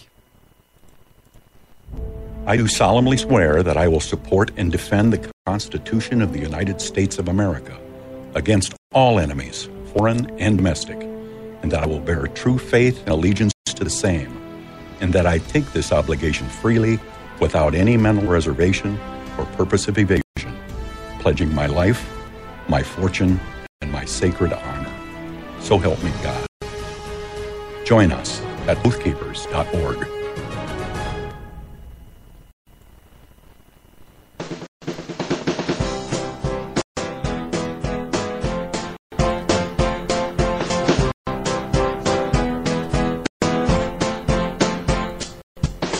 Support On The Move. Help us make this podcast bigger and better. You can do this by going to our store and purchasing one of our hundreds of products. All designs are original and made for patriots like you. Just go to cafepress.com/OnTheMoveShow. We appreciate your support.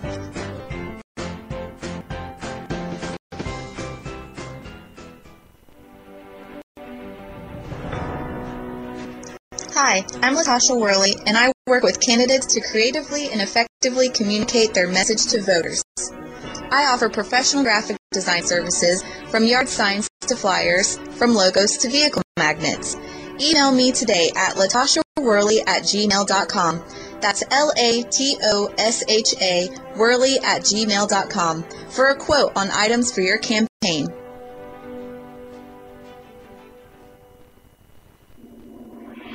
Broadcasting from deep within the heartland of free America, where liberty still shines bright. You're listening to On the Move with Mac Worley III.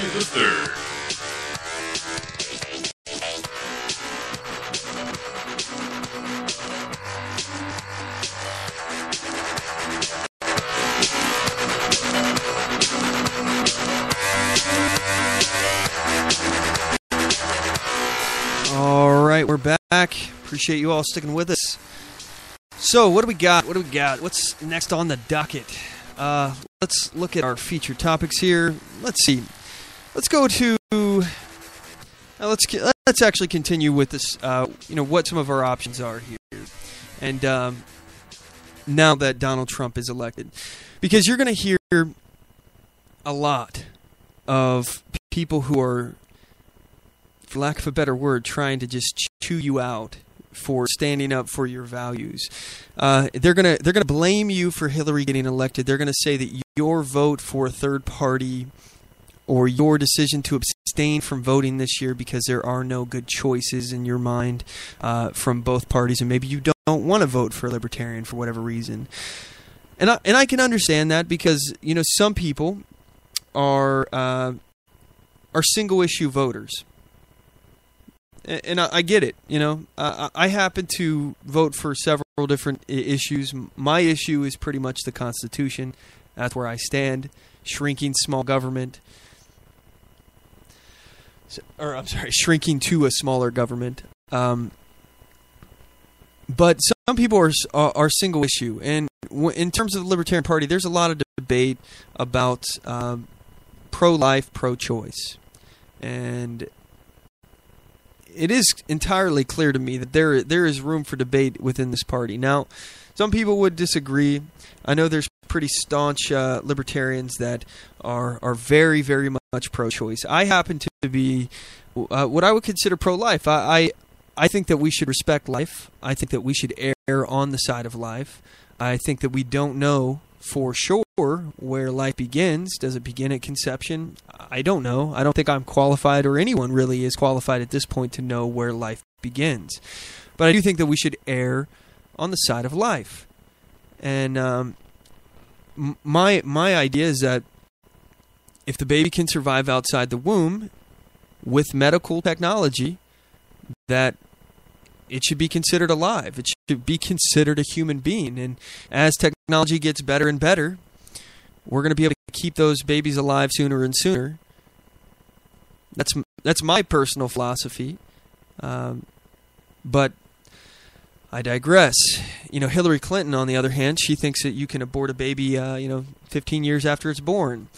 But, it's whatever. But some people are, like I said, some people are single-issue voters. And it may put you off being a pro-lifer. Voting for Gary Johnson, by the way, who is pro-choice. He looks at this as an issue between a woman and her doctor, or a woman choosing what to do with her body. And I can understand that aspect. I absolutely do. This is why I don't advocate for banning contraception or anything like that. I don't even care if people choose to use the morning after pill. But I think at some point we need to ask the question, at what point does that fetus, does that baby become a human being? And if we can't answer that question, I think we ought to err on the side of life. That's just me. I think we should respect life. I think we should, among the things that should be the most important as a society, is to protect life. Second to that is liberty. I think people are the most important thing that we have, the most important resource we have. We've had 50 million babies that have been aborted in America. That's just in America. We're not even talking about the people on the planet. 50 million people. I mean, doesn't matter how you skin that. That's a Holocaust. I think we're going to look back as a society 100 years from now at this time and be pretty disgusted with ourselves on this. Now, there's no judgment from me on individuals who are participating in having abortions. There's no judgment on my part. And again, my whole point is that I just think that we ought to hold life sacred. People are our most valuable resource. How many people, and I've said this before, how many people have we killed that could have potentially created a new invention that changed our society? How many people have we killed that would have been doctors that created a vaccine for diseases that we don't have cures for. We'll never know. So I can understand why, as a conservative, you don't want to vote for people like Gary Johnson. I get it. I understand that.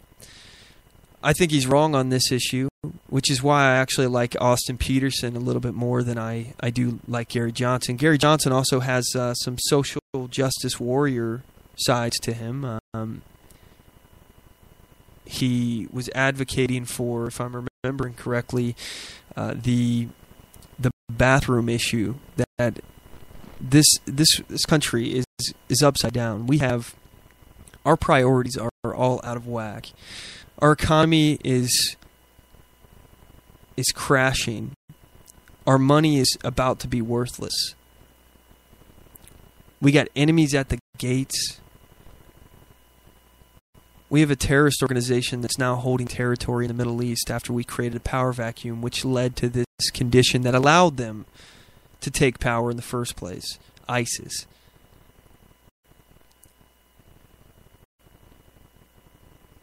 They're threatening destruction.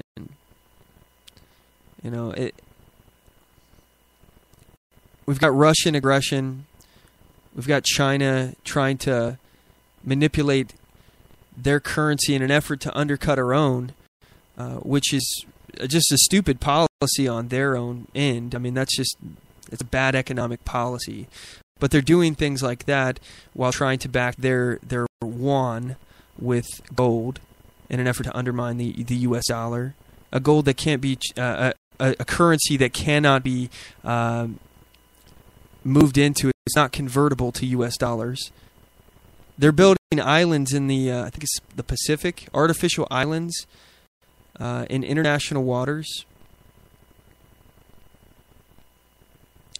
We've got North Korea detonating potential A-bombs, H-bombs. I don't know. Who knows?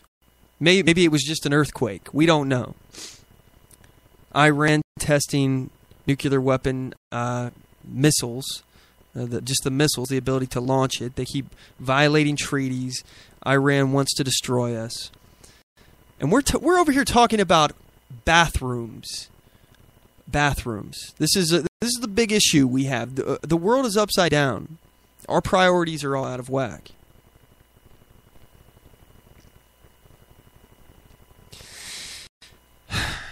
It's just really frustrating to realize that you're outnumbered.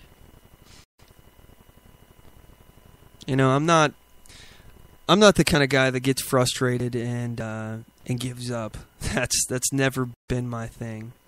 But this election opened my eyes. I think this primary opened my eyes to how alone we really are. People who are constitutionalists, people that are conservatives, libertarians, capitalists. We're a dying breed. We're dinosaurs. How did we get to this point? How did the country end up where it is right now? I don't know. I mean, I have to say, I was pretty surprised at what happened in Indiana. Indiana was so close to Wisconsin, and the people are actually pretty similar. It's a Midwestern kind of feel. I expected it to do better, and I also didn't take much stock into the polls because polls were showing different things.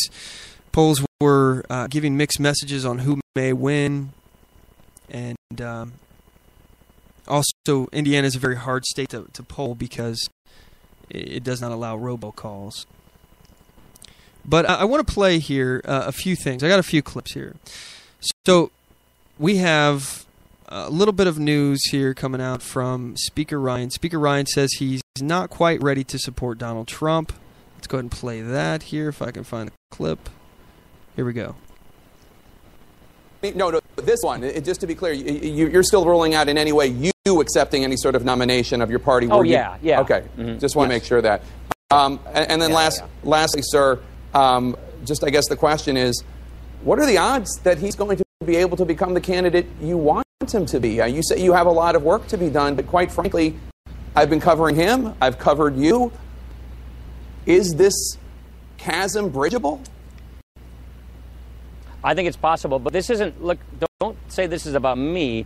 This is about we, the Republican Party, we, the conservatives, who want a standard bearer who's going to represent all of the full spectrum of conservatism and unify all factions of the party, but not just that Republicans can be proud of, that Americans can be part of, that can compete for the vast majority of Americans so you can win the election.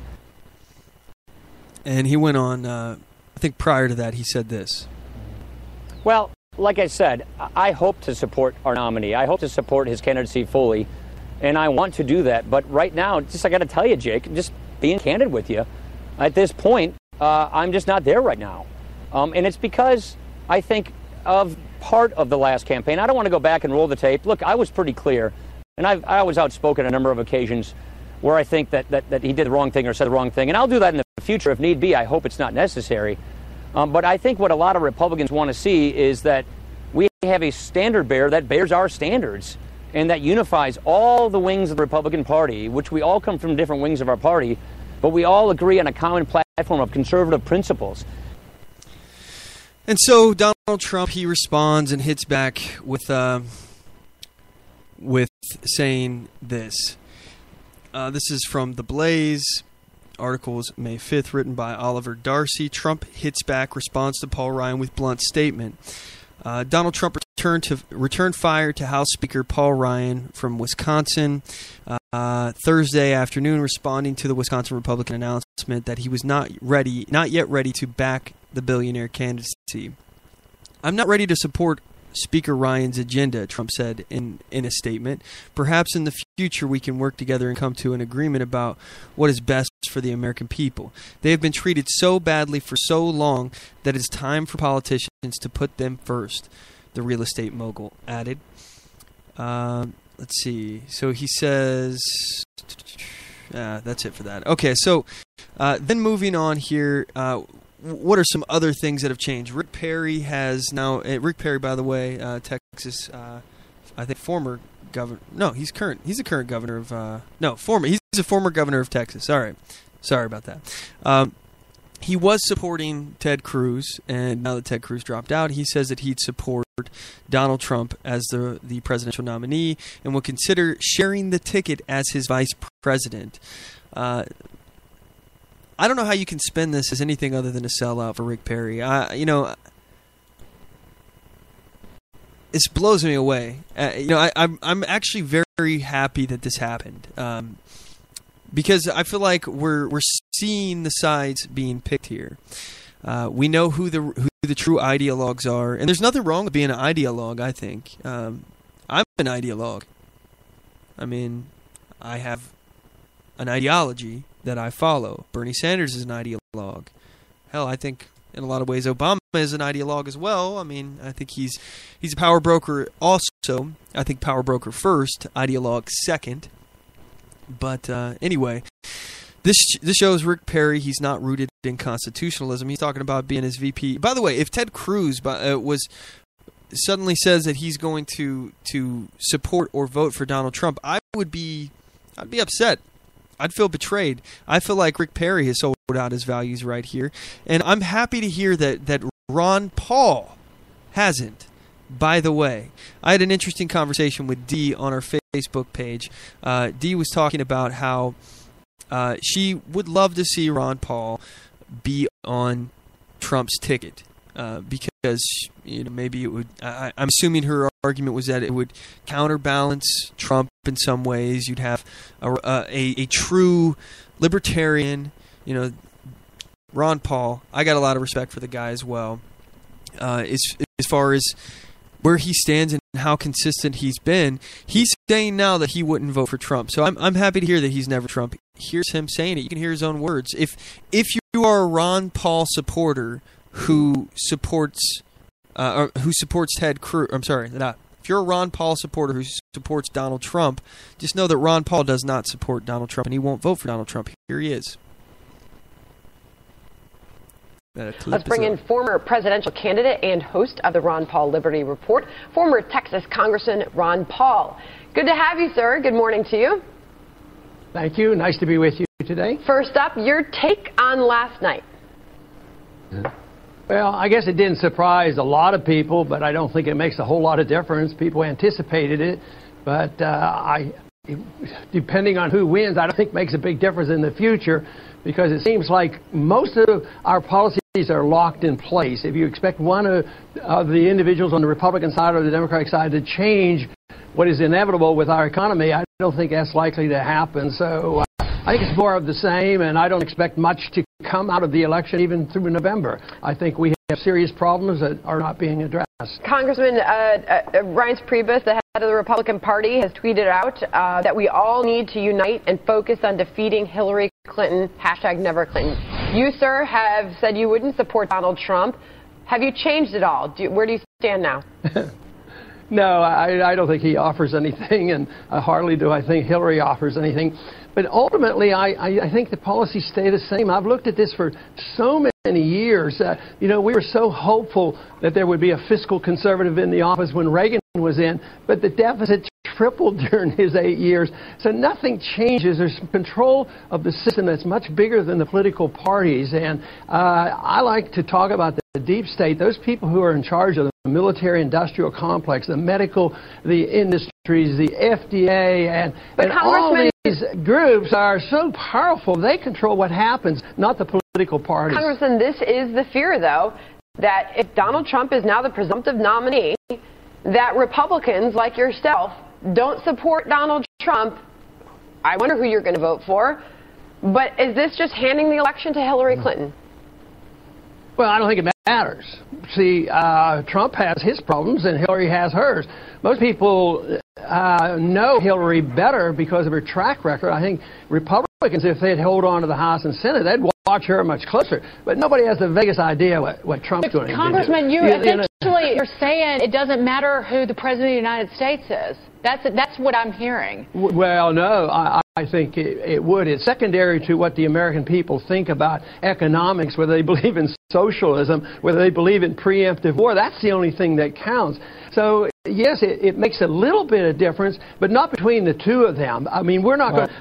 Who's going to bring the troops home? So are you not going to vote? Are you not going to vote? Are you not going to vote in November? No, I'll vote. I'll make my vote count. I'll vote for an alternative party. I mean, to vote for the lesser two evils makes no difference. So I'll vote for an alternative. There's bound to be somebody that believes in something that comes closer to what the American tradition is all about, and free markets. I mean, I'm not going to vote for tariffs, so it would be pretty hard for me to do that. Congressman, hi, it's Steve Moore here, and as you know, I was a big supporter of Rand Paul. He was my first choice in this election, so I have very much libertarian leanings like you do. But I'm not so sure I agree with you that I think there's a huge difference between what Hillary Clinton stands for and what Donald Trump stands for. I mean, Donald Trump wants one of the biggest tax cuts in American history. He wants to repeal Obamacare. He wants to reduce our military presence all over the world, many of the things that you have favored yourself. I just kind of don't get how you don't see a big difference between these two candidates and the stakes here. So you like bashing China and putting on tariffs on China? You like to see?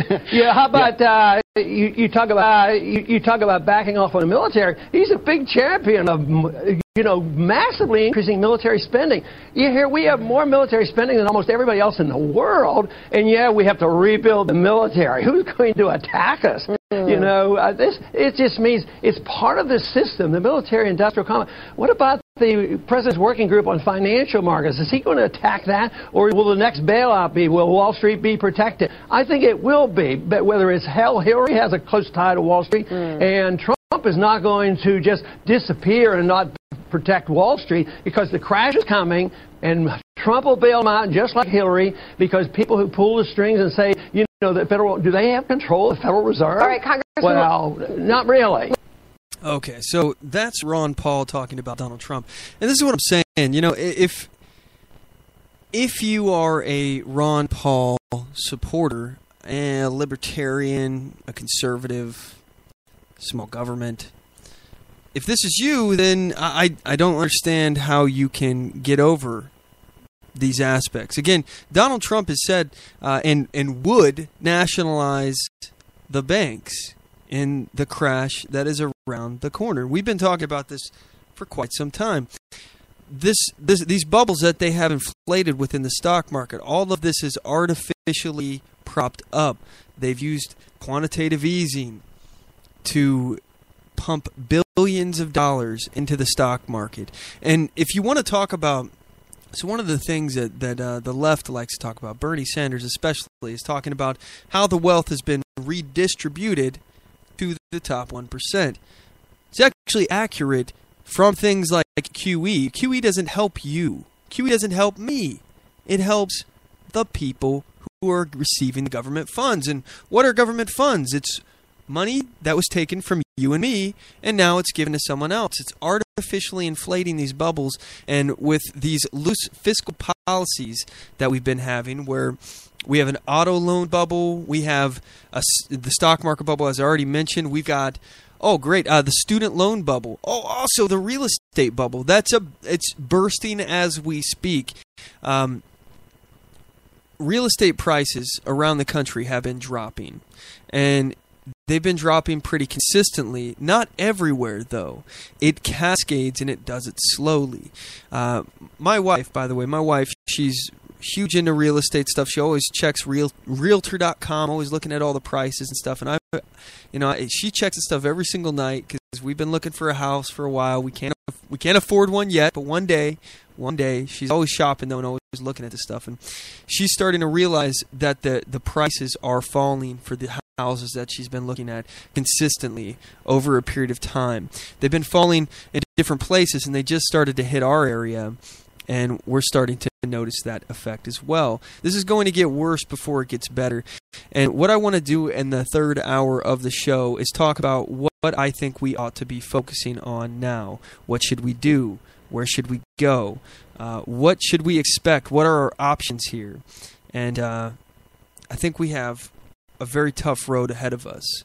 I think we're about ready to enter into one of the toughest periods of American history. I think we're going to see a Great Depression-like crash that's going to hit. And if Donald Trump is in office, his policies of protectionism and nationalism are going to lead us into the abyss.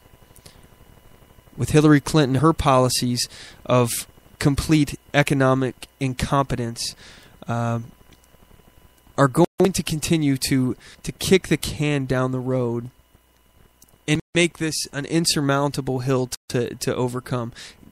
We will not be able to dig ourselves out of the debt that a Hillary Clinton presidency administration will put us into. I think things are going to get bad. I think they're going to get worse before they get better, but I think that we need to dig in and start refocusing our efforts into other areas. Anyway, I don't want to get depressive, but that's what I think we should be talking about the next hour here of the program. So you guys don't want to go anywhere. We'll be right back with that when we come back.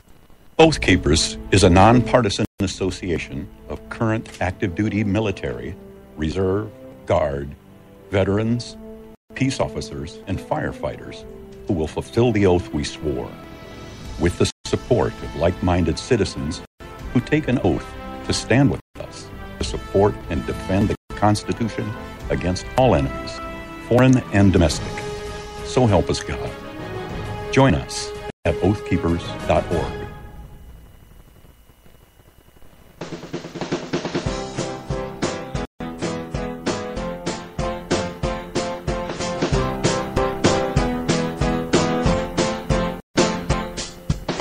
Support On The Move. Help us make this podcast bigger and better. You can do this by going to our store and purchasing one of our hundreds of products. All designs are original and made for patriots like you. Just go to cafepress.com/OnTheMoveShow. We appreciate your support.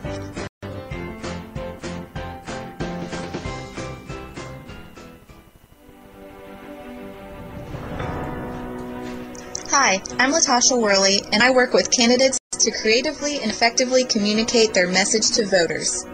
I offer professional graphic design services, from yard signs to flyers, from logos to vehicle magnets. Email me today at latashaworley@gmail.com. That's LATOSHA Worley@gmail.com for a quote on items for your campaign.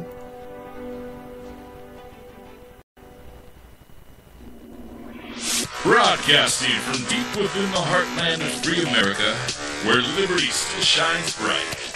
You're listening to On the Move with Mac Worley III. All right.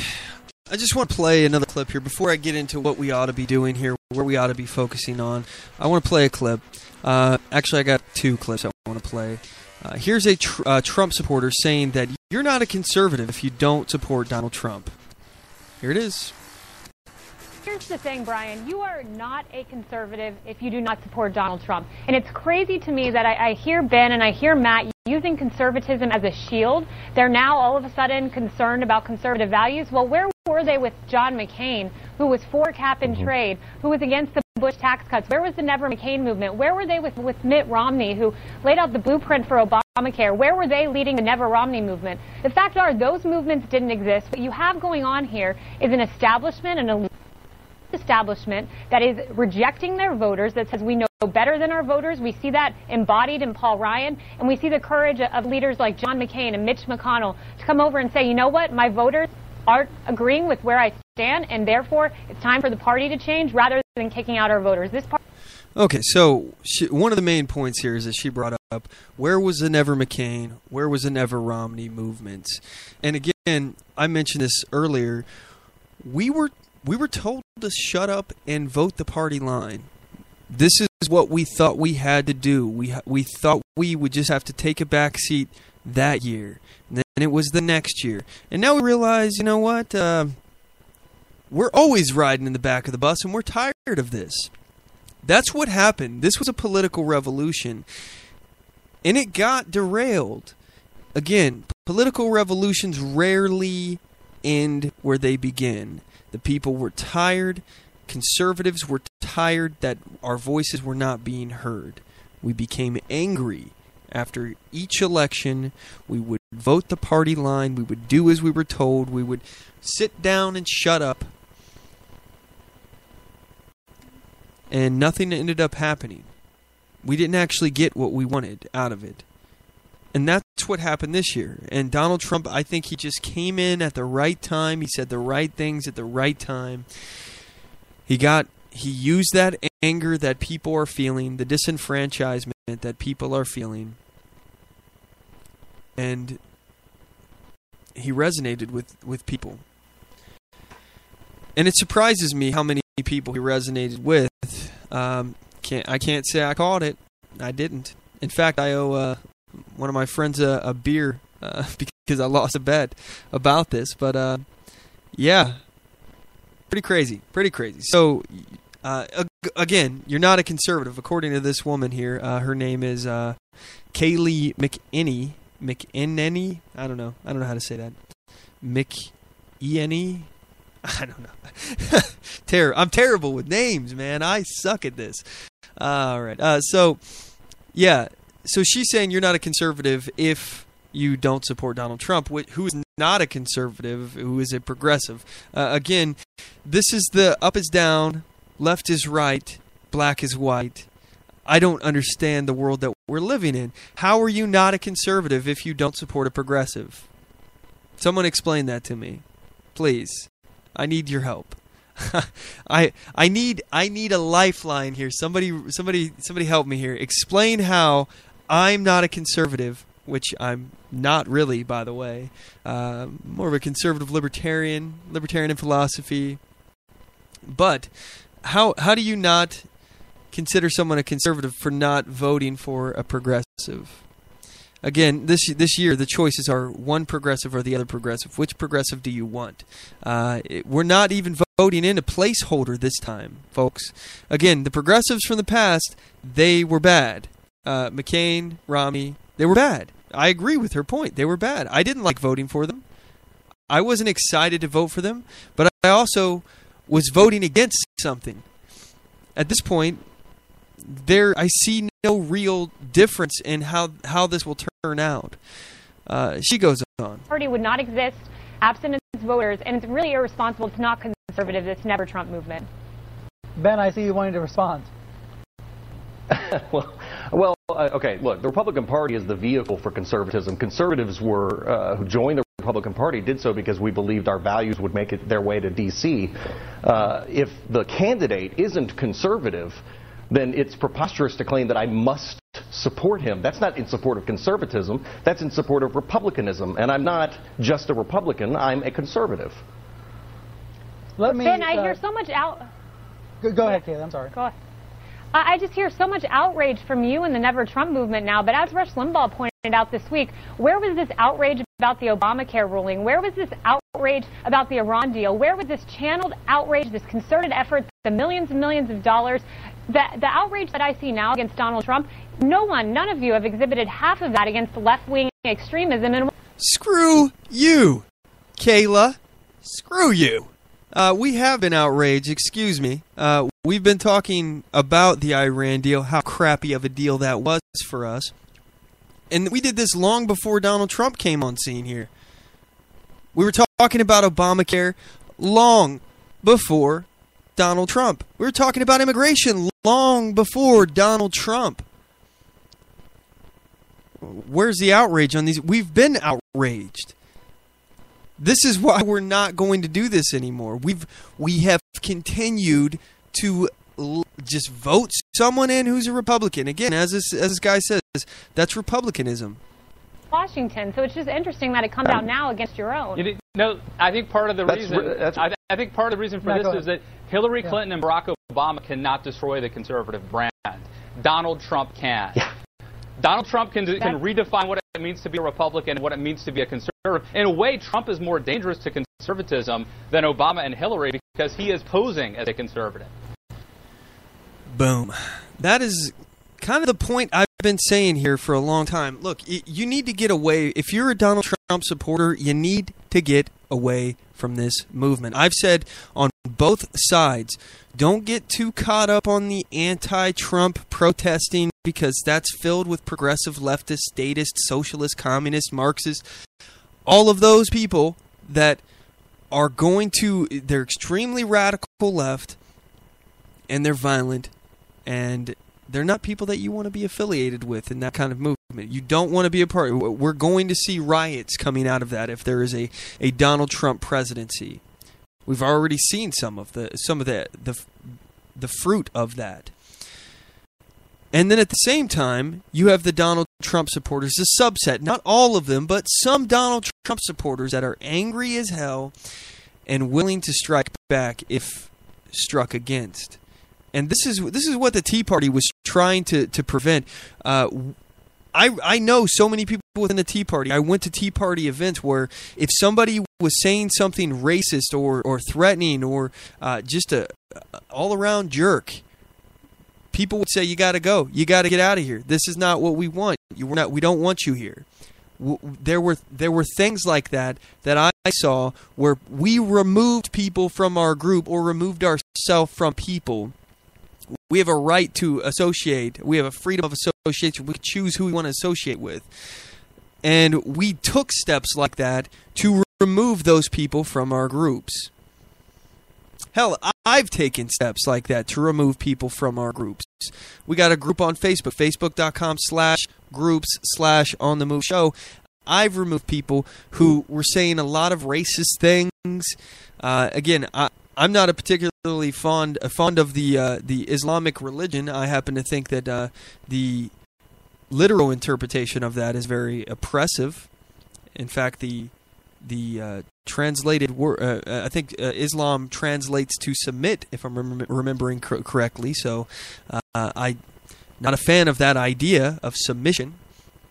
So, but we had people in the group that were spouting off, Muslim hate, calling people all sorts of things who are Muslim. And there's one thing to have a viewpoint that you don't like it, but it's another thing to shout people down, to get into the rhetoric of it, and not be able to have a conversation about it. And these are the kind of things that we've done. We have done and removed people from our groups in every way.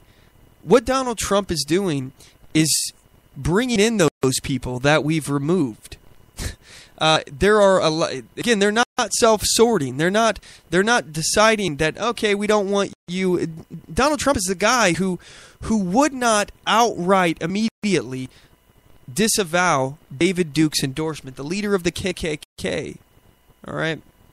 I'm not saying that he's a racist. I'm just saying that he's pandering to these people, and he wants their votes too. He doesn't care. He doesn't care who votes for him. He doesn't care who comes to his rallies. He just wants everybody to come to his rallies. He doesn't care. This is what the Republican movement, the Republican Party, is going to be painted as. So I urge you, don't get caught up on either side of this Trump campaign. Don't get caught up on the never Trump.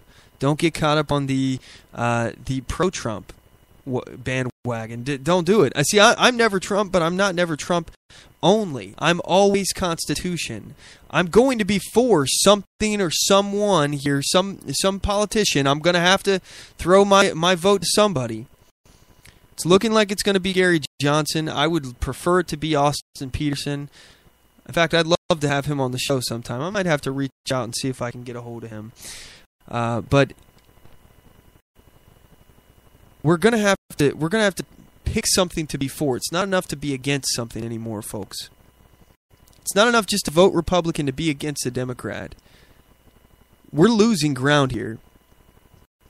I believe we lost far too much, and I think this election, if Donald Trump wins, we're going to get saddled with this is what the GOP is. We're a bunch of racist people, and don't think that the left is above baiting us to try to get some kind of response. They did that with the Tea Party, and we didn't take the bait in a lot of cases. There was a lot of situations where, believe me, if there was some racism that was going on inside the Tea Party, if people were beating up protesters and things like that, it would have been all over the news. It would have been everywhere. I guarantee you, the Donald Trump movement, the Donald Trump protests, all this stuff, it's going to clash. There's going to be violence. Because he's not self-sorting. He's not removing these kind of people from his own group. We have to police our own. And what's going to happen at the end of this here is we're going to be saddled with this is what republicanism is. This is what conservatism is. Conservatives, I ask you to flee the Republican Party. I'm not specifically advocating for you to go to the Libertarian Party because I don't know if there will be a conservative movement. I do think that there's room for conservatives in the Libertarian Party from my point of view. Now, there are some inside the Libertarian Party that have utter disdain for religion, who don't like conservatives, who are pro-abortion or pro-choice, I guess, is how they word it. Some people are even social justice warriors inside the Libertarian Party. And I think that there is some room for conservatives in there. I think we need to be open-minded and listen to each other and just realize that the ultimate goal here is smaller government. If we can all support that idea of the government having less influence over your life, bringing the federal government down to just a very few limited responsibilities, and leaving the rest of that stuff to the states and the cities, local governments. If we could get to that point, if we can all agree, I think conservatives and libertarians can agree on this. The federal government shouldn't be passing broad laws that cover all 50 states. There's very limited things that they should be doing that cover all 50 states. The rest of it should be left to the people in the states. I think that conservatives and libertarians agree on that. We should come together. We are natural allies, I think, and I don't understand the disdain for religion that I see on the libertarian side.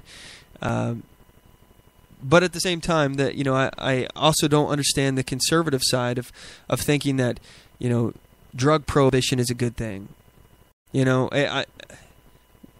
We've got to come together on the issues that we see differently. Look, as a conservative, if you think that drugs should be banned, if they should be outlawed, let's at least agree that the federal government shouldn't be the ones doing that. How about that? All right, I can cede some ground there. Look, if Texas wants to ban marijuana in their state, I think they ought not do that. But I think Texas has a right to govern themselves how they see fit. And I think that Florida has a right to govern themselves differently. If Florida wants to legalize it, then they should be able to. I think we can come together on these issues. Conservatives, libertarians, we are natural allies. So,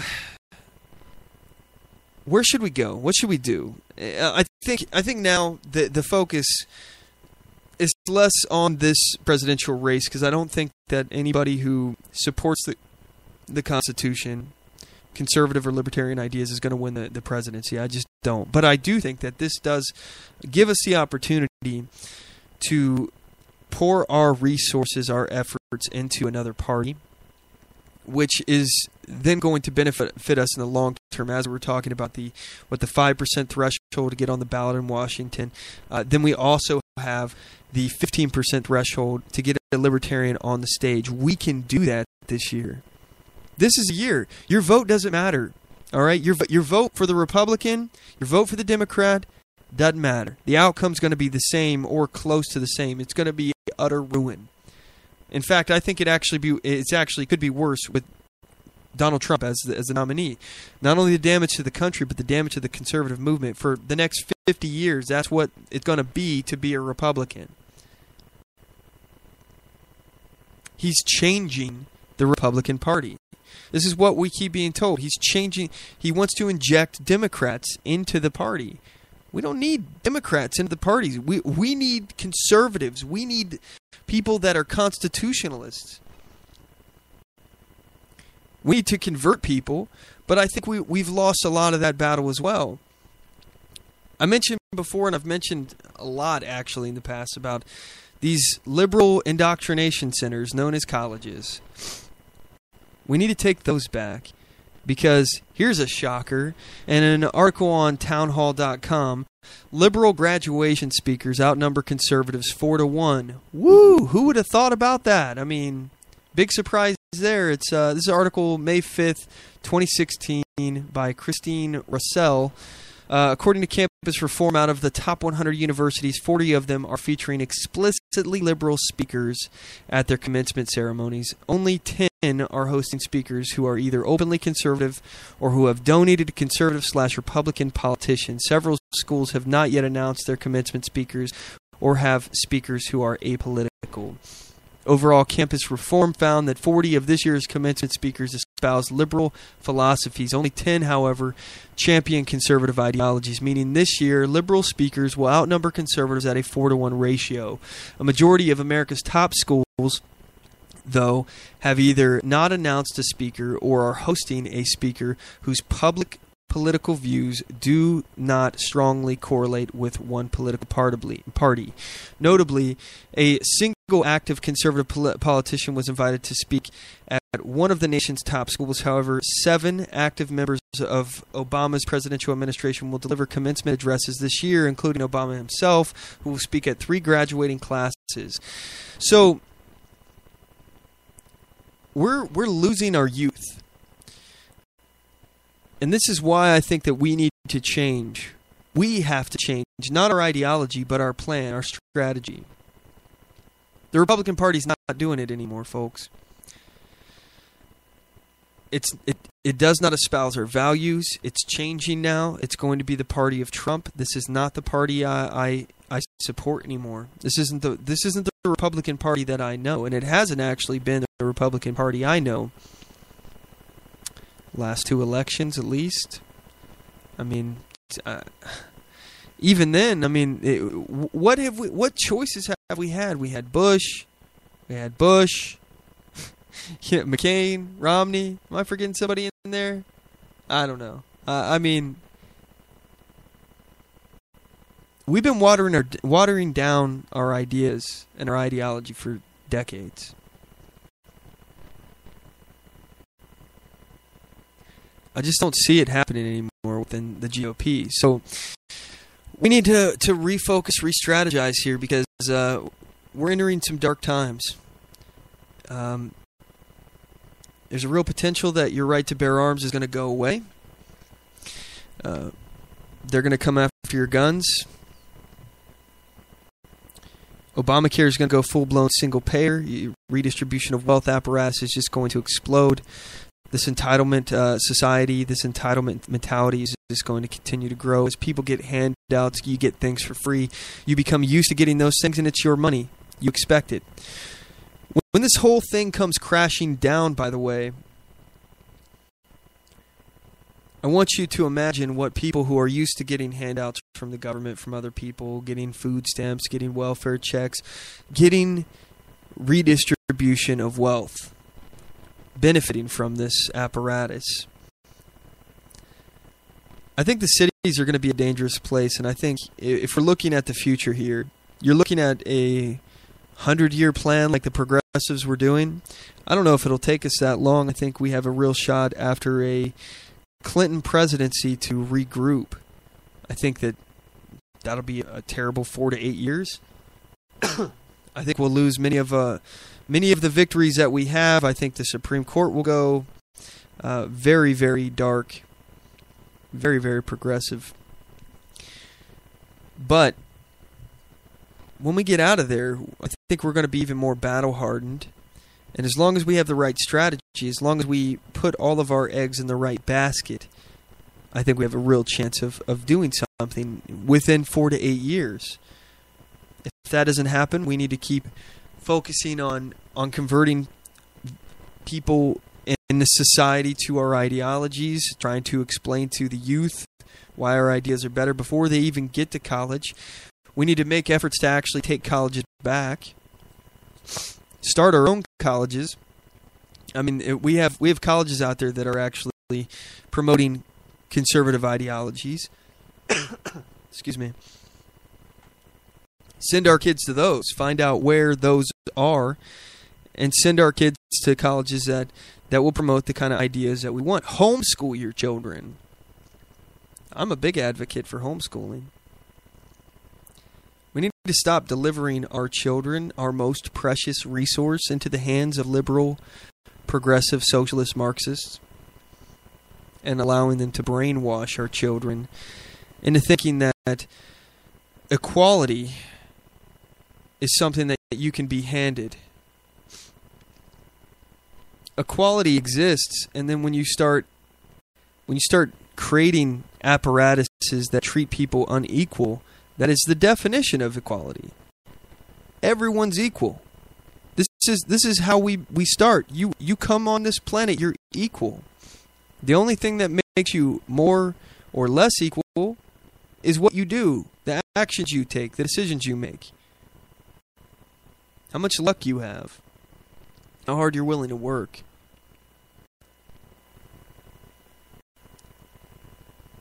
If we don't do something about the generations that are up and coming, we're going to lose. We're going to lose it all. America's going to go dark. I don't see how we do this with Donald Trump. Donald Trump will taint the brand. This is why, again, I say again, evacuate. It is time to evacuate. Get in your lifeboat and get away from the GOP. The ship is going down. I honestly believe that Donald Trump is going to lose the general. Now, I could be wrong. I mean, he's pulled off a miracle already getting the nomination. I mean, it might have something to do with the fact that he received billions of dollars in free media, and he, based his campaign on blurring the lines between Ted Cruz and the establishment. It's the conservative establishment we were talking about before. There is no such thing as a conservative establishment. You have the power brokers who only care about getting elected, and the real conservative ideologues in Congress. There's very few of them. But he blurred the lines. He went after Ted Cruz's biggest quality of being a man of his word. Called him Lying Ted. He started reporting about things. This is Donald Trump commenting on things that are reported on by the National Enquirer. Like that is a piece of a magazine that you can actually get some real information on. And by the way, I find it hilarious that the Donald Trump supporters that I've been talking to, I'll show them links of things that it's words coming out of Donald Trump's mouth. These are direct quotes, and they'll respond, Huffington Post, ha, ha. Like you can trust the Huffington Post. And it just kind of confuses me that the hypocrisy there, because their candidate is citing things that are published in the National Enquirer, like that is a source that is scholarly, but yet you comment on the HuffPo. I mean, they're a liberal rag nonetheless, but the article I link is a direct quote from Donald Trump that you can find in other quotes. I just clicked the first one. Got source snobs, I guess, out there, but not so much when it's coming from Donald Trump. But yeah, so what are we going to do? Because I think the poo's about to hit the fan. The human feces is going to hit the oscillating fan. And we're all going to get covered. And the economy's going to crash.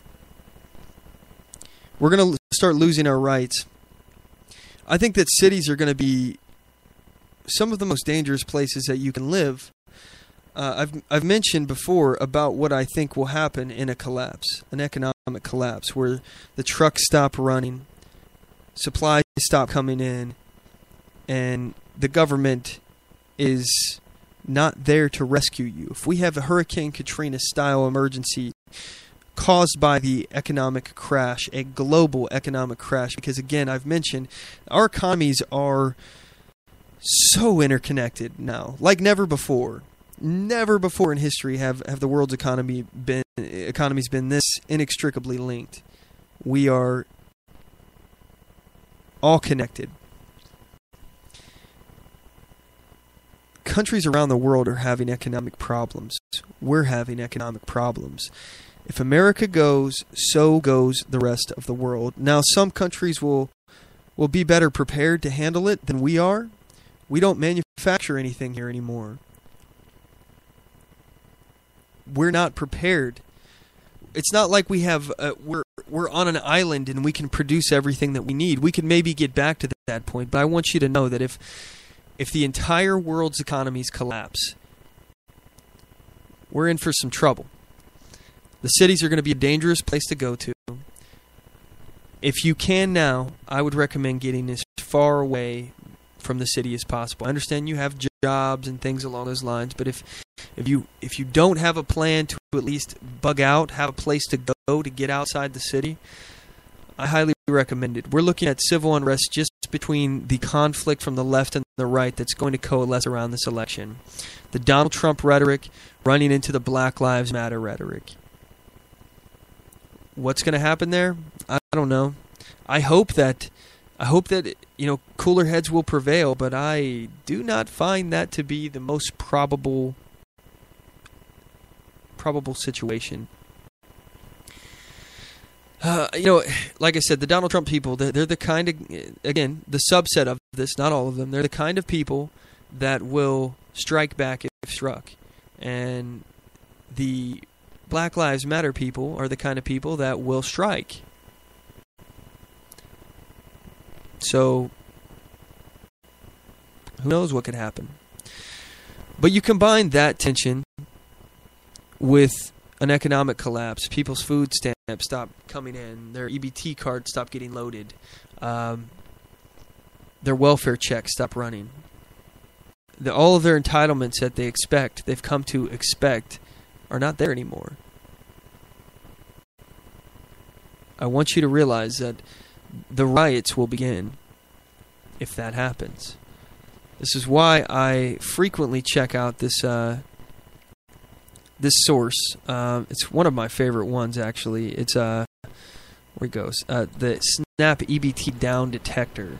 It's downdetector.com. This one can tell you where places are, experiencing outages, and you can see the people posting on here saying, for example, this one says, I'm in Ontario, Oregon. I should have gotten them in today and had not received them. This was 4 hours ago. Then we got, I'm in Oregon and haven't gotten anything on my card, and it should be on by the 8th. I'm in Montana and still haven't gotten them. I'm supposed to get them by the 7th. I'm in Ohio. Should have my benefits on the 8th, but nothing on my card. North Carolina, haven't received either, and we're supposed to get it on the 7th and wonder what's going on. These are EBT outages that are going on around the country, and I think this is the first thing that you should be keeping an eye on, because when the government's not able to afford to send out checks anymore to the people on the government teat, then I suspect that the riots will likely start at the grocery stores. So if you haven't prepared, now's the time. I don't know what more I can tell you, what more reasons I can give you. Job losses are coming. We're already seeing them now. I have another source here I frequently go to. It's Daily Cuts. Let's see here. We got dailyjobcuts.com. We got layoffs on May 7th here. Columbus Casting, 150 jobs that were cut. General Electric in Connecticut, up to 100 jobs, May 6th. Blue Mobile, 85 jobs. Groupon, 30, mostly from Chicago. Colby College Food Staff Services, layoffs possible. Murphy Oil, 250 jobs lost. 700 Indo, a company Indo in Charlton, North Carolina. That's 740 jobs. Goldman Sachs sales and trading staff 10% cut.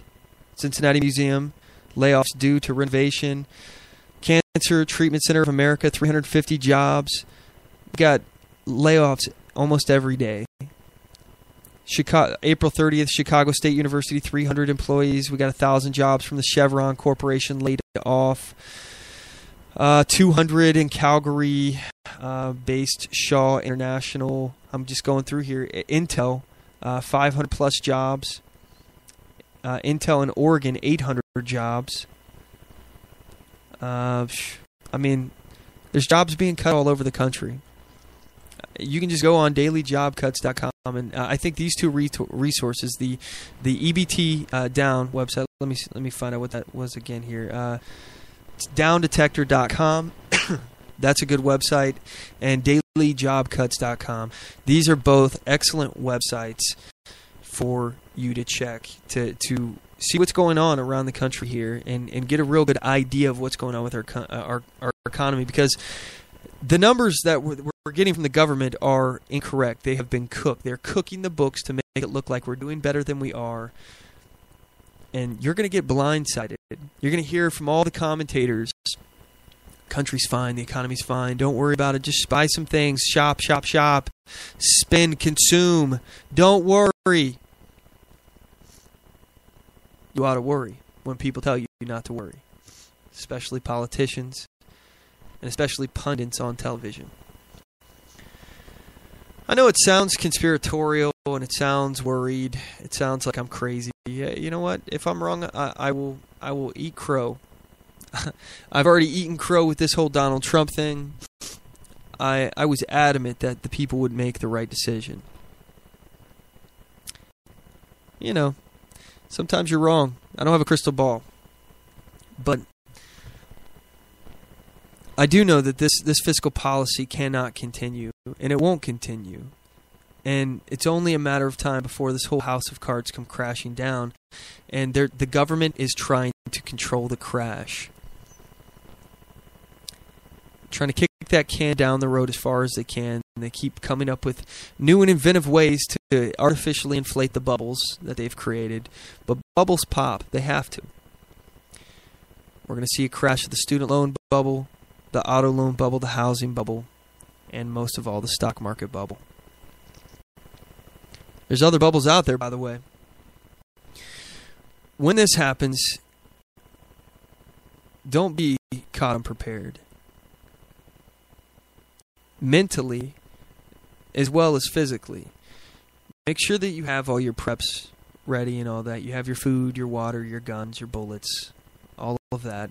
Medical supplies. If you have medicine that you take and you have to take to survive, I highly recommend that you stock up on those things, because it's not going to be out there, easily obtainable if we're in a crap hit the fan scenario. But also, you got to be prepared mentally for this. You know, I'm ever the optimist, and I know this sounds like I'm being really negative here, but I do believe that we will survive. America will survive, and it's because of people like you. You know, people who are willing to stand up for their values, people who are just good people and want to be left the hell alone. You want to work hard and you want to keep what you make. You want to be able to have the fruits of your labors and quit having them stolen from you from other people. You want other people to get out of your way so you can do what you need to do to survive. You can make money. You can provide for your family. You can put food on the table. You just want to be left the hell alone. I think that this is the big difference between the city and the country. The cultures. I've mentioned this in the past on previous episodes.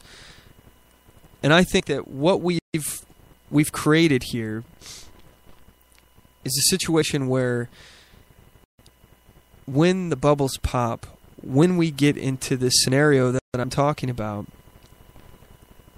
the cities are going to tear themselves apart. Ultimately, all that's going to be left is a crazed mob and organized crime. If every city in the country erupts in turmoil and riots, we start entering into a lawless society where the government can't do anything to protect us. I think the cities are going to be a dangerous place. I'll just leave it at that. And the people that are going to be left are going to be the people in the country who are closer to where we stand. I hope I'm wrong. I really do. But I just don't see how we continue down this path without heading towards some real consequences. But I digress. We're going to cut to a commercial break. We'll be right back. I do solemnly swear that I will support and defend the Constitution of the United States of America against all enemies, foreign and domestic, and that I will bear true faith and allegiance to the same, and that I take this obligation freely without any mental reservation or purpose of evasion, pledging my life, my fortune, and my sacred honor. So help me God. Join us at oathkeepers.org.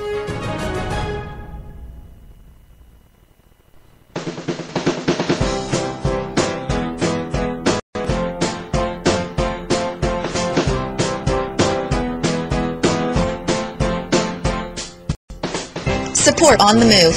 Help us make this podcast bigger and better. You can do this by going to our store and purchasing one of our hundreds of products. All designs are original and made for patriots like you. Just go to cafepress.com/OnTheMoveShow. We appreciate your support.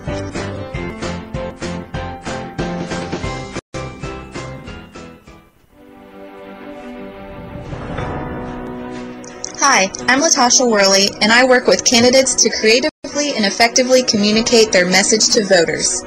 I offer professional graphic design services from yard signs to flyers, from logos to vehicle magnets. Email me today at latashaworley@gmail.com. That's LATOSHA Worley@gmail.com for a quote on items for your campaign.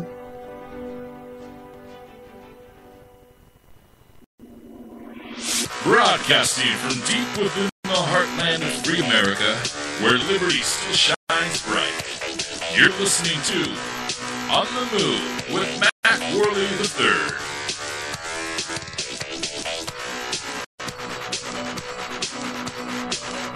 All right, we are well into the third hour. We've got, 22 minutes left to the end of the show here. So let's go ahead and turn to something different here. Let's turn to some of the other featured topics here. I want to talk about how the Army, we got an article here about the Army's levels have shrank. This is ArmyTimes.com, article written by Jim Tice on May 7th, 2016. Article is titled, Army Shrinks to Smallest Level Since Before World War II. The Army's latest head count shows that nearly 2,600 soldiers departed active service in March without being replaced, an action that plunges Manning to its lowest level since before World War II. During the past year, the size of the active force has been reduced by 16,548 soldiers, the rough equivalent of 3 brigades. in strength for March was 479,172 soldiers, which was 154 fewer troops than were on active duty when the Army halted the post-Cold War drawdown in 1999 with 424 soldiers. So that's the smallest force since 1940, when the active component numbered 269,000 soldiers. Barring unexpected delays, the Army is well positioned to achieve or exceed its budget in strength of 475,000 soldiers by September 30th, the end of fiscal year 2016. So we're planning on downsizing some more, I guess. That would be another 4,000. We're going to lose about 4,000 more troops. Without congressional or Defense Department intervention, the drawdown will continue for 2 more years, with end strength hitting 460,000 soldiers in 2016 and 450,000 in 2018. The latest official demographics from the Defense Manpower Data Center shows that in addition to the 479,172 soldiers who were on active duty April 1st, the Army's reserve forces totaled 548,000 soldiers, for a total of about 1 million soldiers, 1,027,196 soldiers. The drawdown master plan calls for a total army of 980,000 soldiers on September 30th, 2018. Does this sound like a good idea to you folks? By the way, this is actually one area where, with libertarians, I don't necessarily see eye to eye on. We differ in a few different areas, small areas here. Immigration, the open borders, libertarians, I don't agree with. I happen to believe that we have a right to control who comes into our country. I happen to believe in self-interest, and I don't think that it's within our self-interest to allow anyone to just come in however they'd like. I agree with immigration, legal immigration, but I don't agree with limiting. With no limitations on who can come in and having no control over that. Call me a statist on this one issue, I guess, but these two issues really, because I happen to think that one of the few jobs that the federal government is responsible for is immigration. And that also falls into foreign affairs, which I also categorize defense as foreign affairs.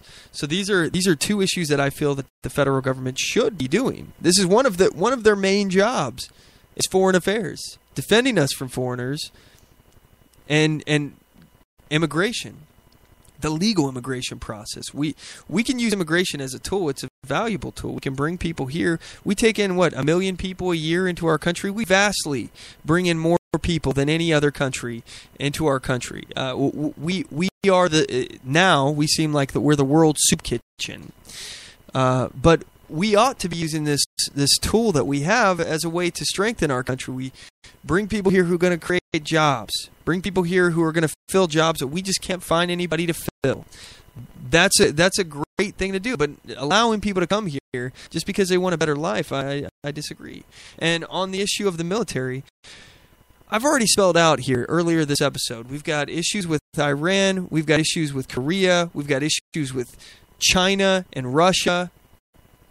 Saudi Arabia is even, not necessarily a bastion of freedom. Let's be real here, folks.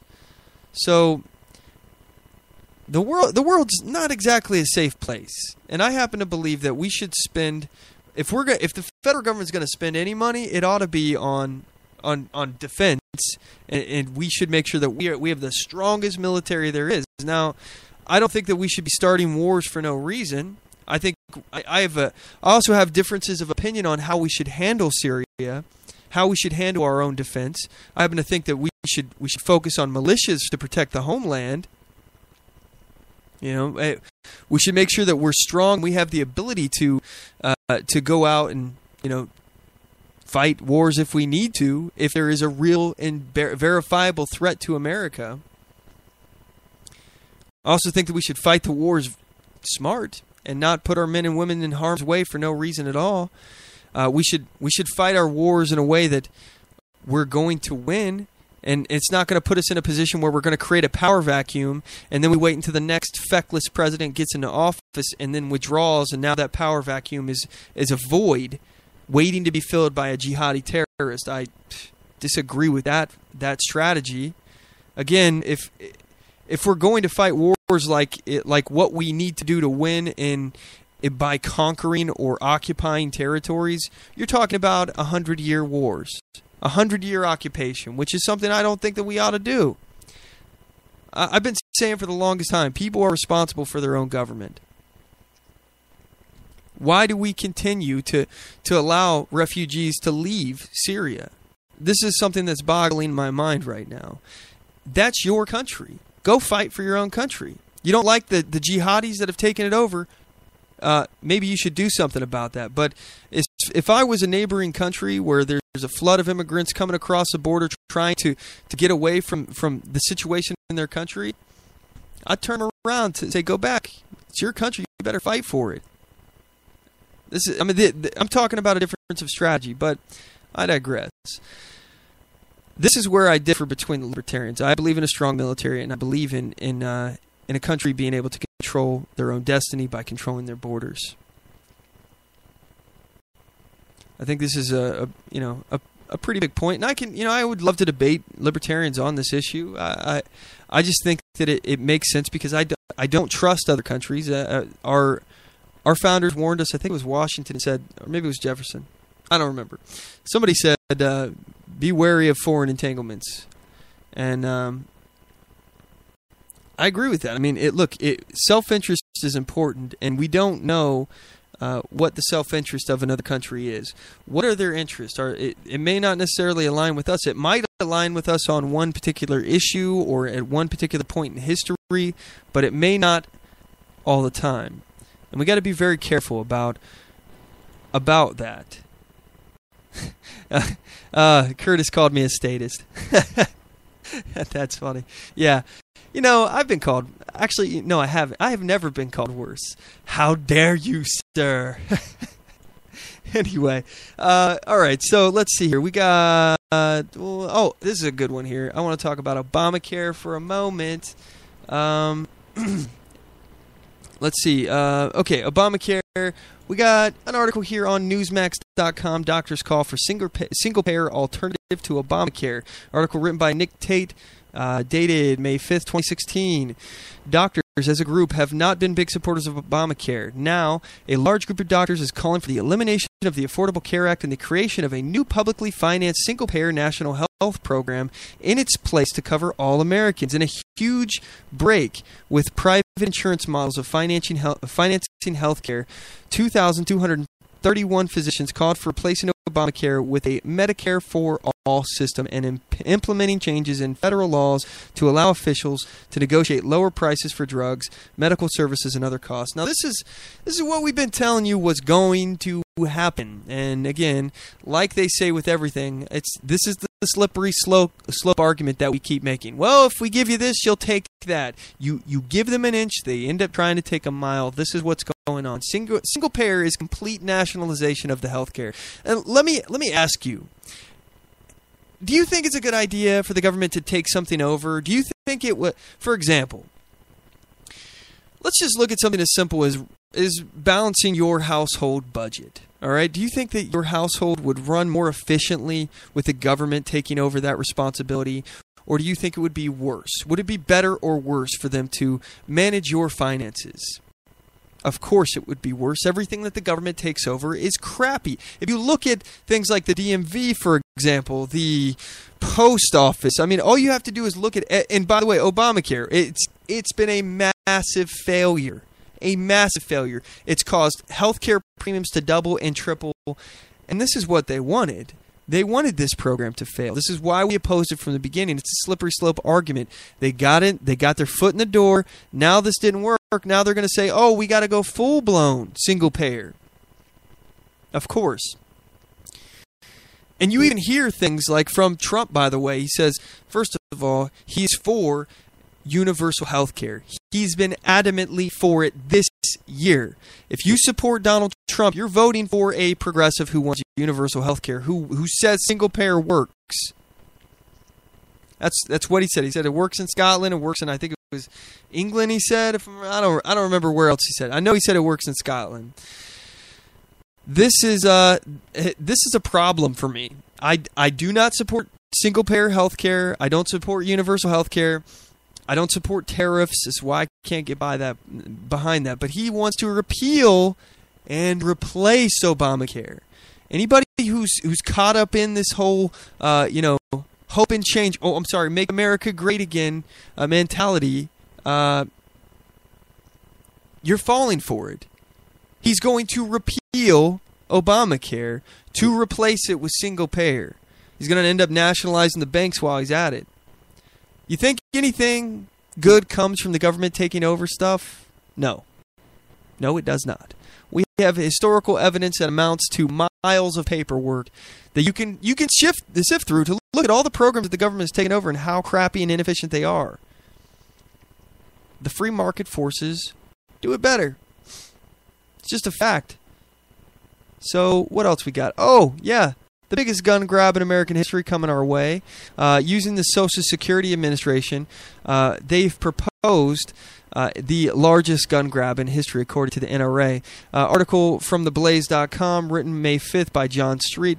And what the National Rifle Association has called the largest gun grab in American history, the Social Security Administration is proposing to report individuals who receive disability benefits and who have mental health conditions to the FBI for background checks. The agency said it planned to publish the proposed rule Thursday in the Federal Register, according to The Hill. We would identify on a prospective basis individuals who receive disability insurance and also meet certain other criteria, including an award of benefits based on a finding that the individual's mental impairment meets or medically equals the requirements of Section 12.0 of the listing of impairments, the proposed rule states. We propose to provide pertinent information about these individuals to the Attorney General on not less than a quarterly basis. We would also notify individuals both orally and in writing of their possible federal prohibition of prohibition on possessing or receiving firearms, the consequences of such inclusion, the criminal penalties for violating the Gun Control Act, and the availability of relief from the prohibitions imposed by federal law. What does all this mean?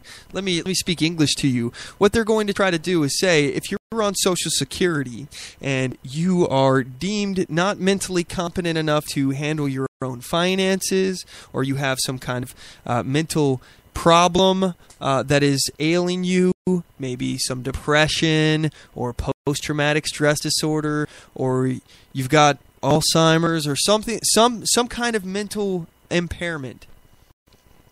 Again, even if you're just old and forgetful, and you have someone that is managing your finances, the Social Security Administration can deny you your right to bear arms. You've never done anything. Again, what I care about is conduct. What are you doing? Are you threatening anyone? Are you hurting anyone? Are you stealing from anyone? If you're doing those kind of actions, I think those are wrong and immoral, and there ought to be a law against that. Oh, guess what? There already is. There are lots of laws against those things. We don't need more laws against that. We've already got them. So what the Social Security Administration is going to do is they want to essentially be preemptive. They want to go after people who haven't done anything. They want to treat people, law-abiding citizens, who haven't actually done any conduct that is threatening or hurt anybody in any way, shape, or form. They want to come after their guns. And what I find the most despicable is the fact that you lump in post-traumatic stress disorder, a condition that many troops suffer from. You come back from a war, you're fighting for your country, and then when you come home, they want to take away your gun because you suffer from what you've experienced in that process. You know, I got a guest next week that'll be coming on. His name is C.J. Grisham. You may be familiar with him. We've talked about this issue before, and I think I'm gonna ask him about that. I want to talk a little bit about open carry in Texas. He's part of Open Carry Texas, or was it Texas Open Carry? I can't remember now, but I'm going to have him on the show next week. We're going to talk, and I want to hear what he's up to and what his plans are, what his thoughts are on the state of the country, and I know they got big things going on in Open Carry, Texas, so I'm really excited to have him on next week. But this Social Security gun grab, this is just another example of what the left is trying to do. They're trying to criminalize completely lawful behavior, make laws against people that aren't hurting other people at all. So this is what you can expect underneath a Hillary presidency. Oh, which, by the way, let's go ahead and actually talk about a Hillary presidency. We've got a clip here from the FBI making a decision on Hillary Clinton in her criminal case. I think this is important, so I'm going to go ahead and play the clip. A federal judge on Wednesday opened the door to interviewing Hillary Clinton as part of a review into her use of a private email server as Secretary of State. The U.S. District Court for the District of Columbia laid out the ground rules for interviewing multiple State Department officials about the emails, with an eye on finishing the depositions in the weeks before the party nominating conventions. Clinton herself may be forced to answer questions under oath, though she is not yet being forced to take that step. The order leaves open the possibility that Clinton will be forced to answer detailed questions about her creation of the server on the eve of her formal selection as the Democratic presidential nominee. So that's what we got going on with Clinton. It's a potential that this FBI investigation against her will actually come to fruition right at the nomination process. This will be interesting. I'm a supporter of the Hillary for Prison movement. How about that? I think we should also, we got 4 minutes left in the show, I think we ought to mention the fact that Hillary Clinton has been part of this uranium deal. We're taking, this is all what the rancher situation is, the Bundy situation. All of this is about minerals, uranium. It's money. It's corporatism, crony corporatism, working with governments, companies working with governments, colluding with them to get access to this uranium. So here's an article on Breitbart.com titled May 1st, 2016, 1 year of silence on Hillary Clinton's uranium deal. They list here that Bill and Hillary Clinton had helped a Canadian financier named Frank Gustra and a small Canadian company obtain a lucrative uranium mining concession from the dictator in Kazakhstan. The same Canadian company, renamed Uranium One, bought uranium concessions in the United States. The Russian government came calling and sought to buy the Canadian company for a price that would mean big profits for the Canadian investors. For the Russians to buy a Canadian company would require the approval of the Obama administration, including Hillary's State Department, because uranium is a strategically important commodity. 9 shareholders in the Uranium One just happened to provide more than $145 million in donations to the Clinton Foundation in the run-up to the State Department approval. And this is all part of the Hillary Clinton email server scandal. Again, she had this server to hide what she was doing with the Clinton Foundation, to hide the fact, to obfuscate what her cronyism was doing behind the scenes. She was colluding, and it was all an attempt to evade transparency, and she has been in bed with foreign governments, receiving money from people through the Clinton Foundation. Unbelievable. Unbelievable. So, anyway, folks, we're out of time. That's today's show. I'm certainly grateful that you decided to tune in today. I'm going to go spend some time with my wife, watch Game of Thrones and Fear the Walking Dead. I hope you all have a great and wonderful evening. And first of all, MacPack, you're the tip of the spear, as usual. Thanks for tuning in. And thanks for Curtis for calling into the show. I certainly appreciate that as well. You guys can check us out at our website, OnTheMoveShow.com. Wow, went all the way back to Blog Talk for a second. Spreaker.com/OnTheMoveShow. Facebook.com/OnTheMoveShow. Twitter.com/OnTheMoveShow. I don't know if I said that one already. YouTube.com/OnTheMoveShow. And as always, know your rights, assert your rights, and get on the move.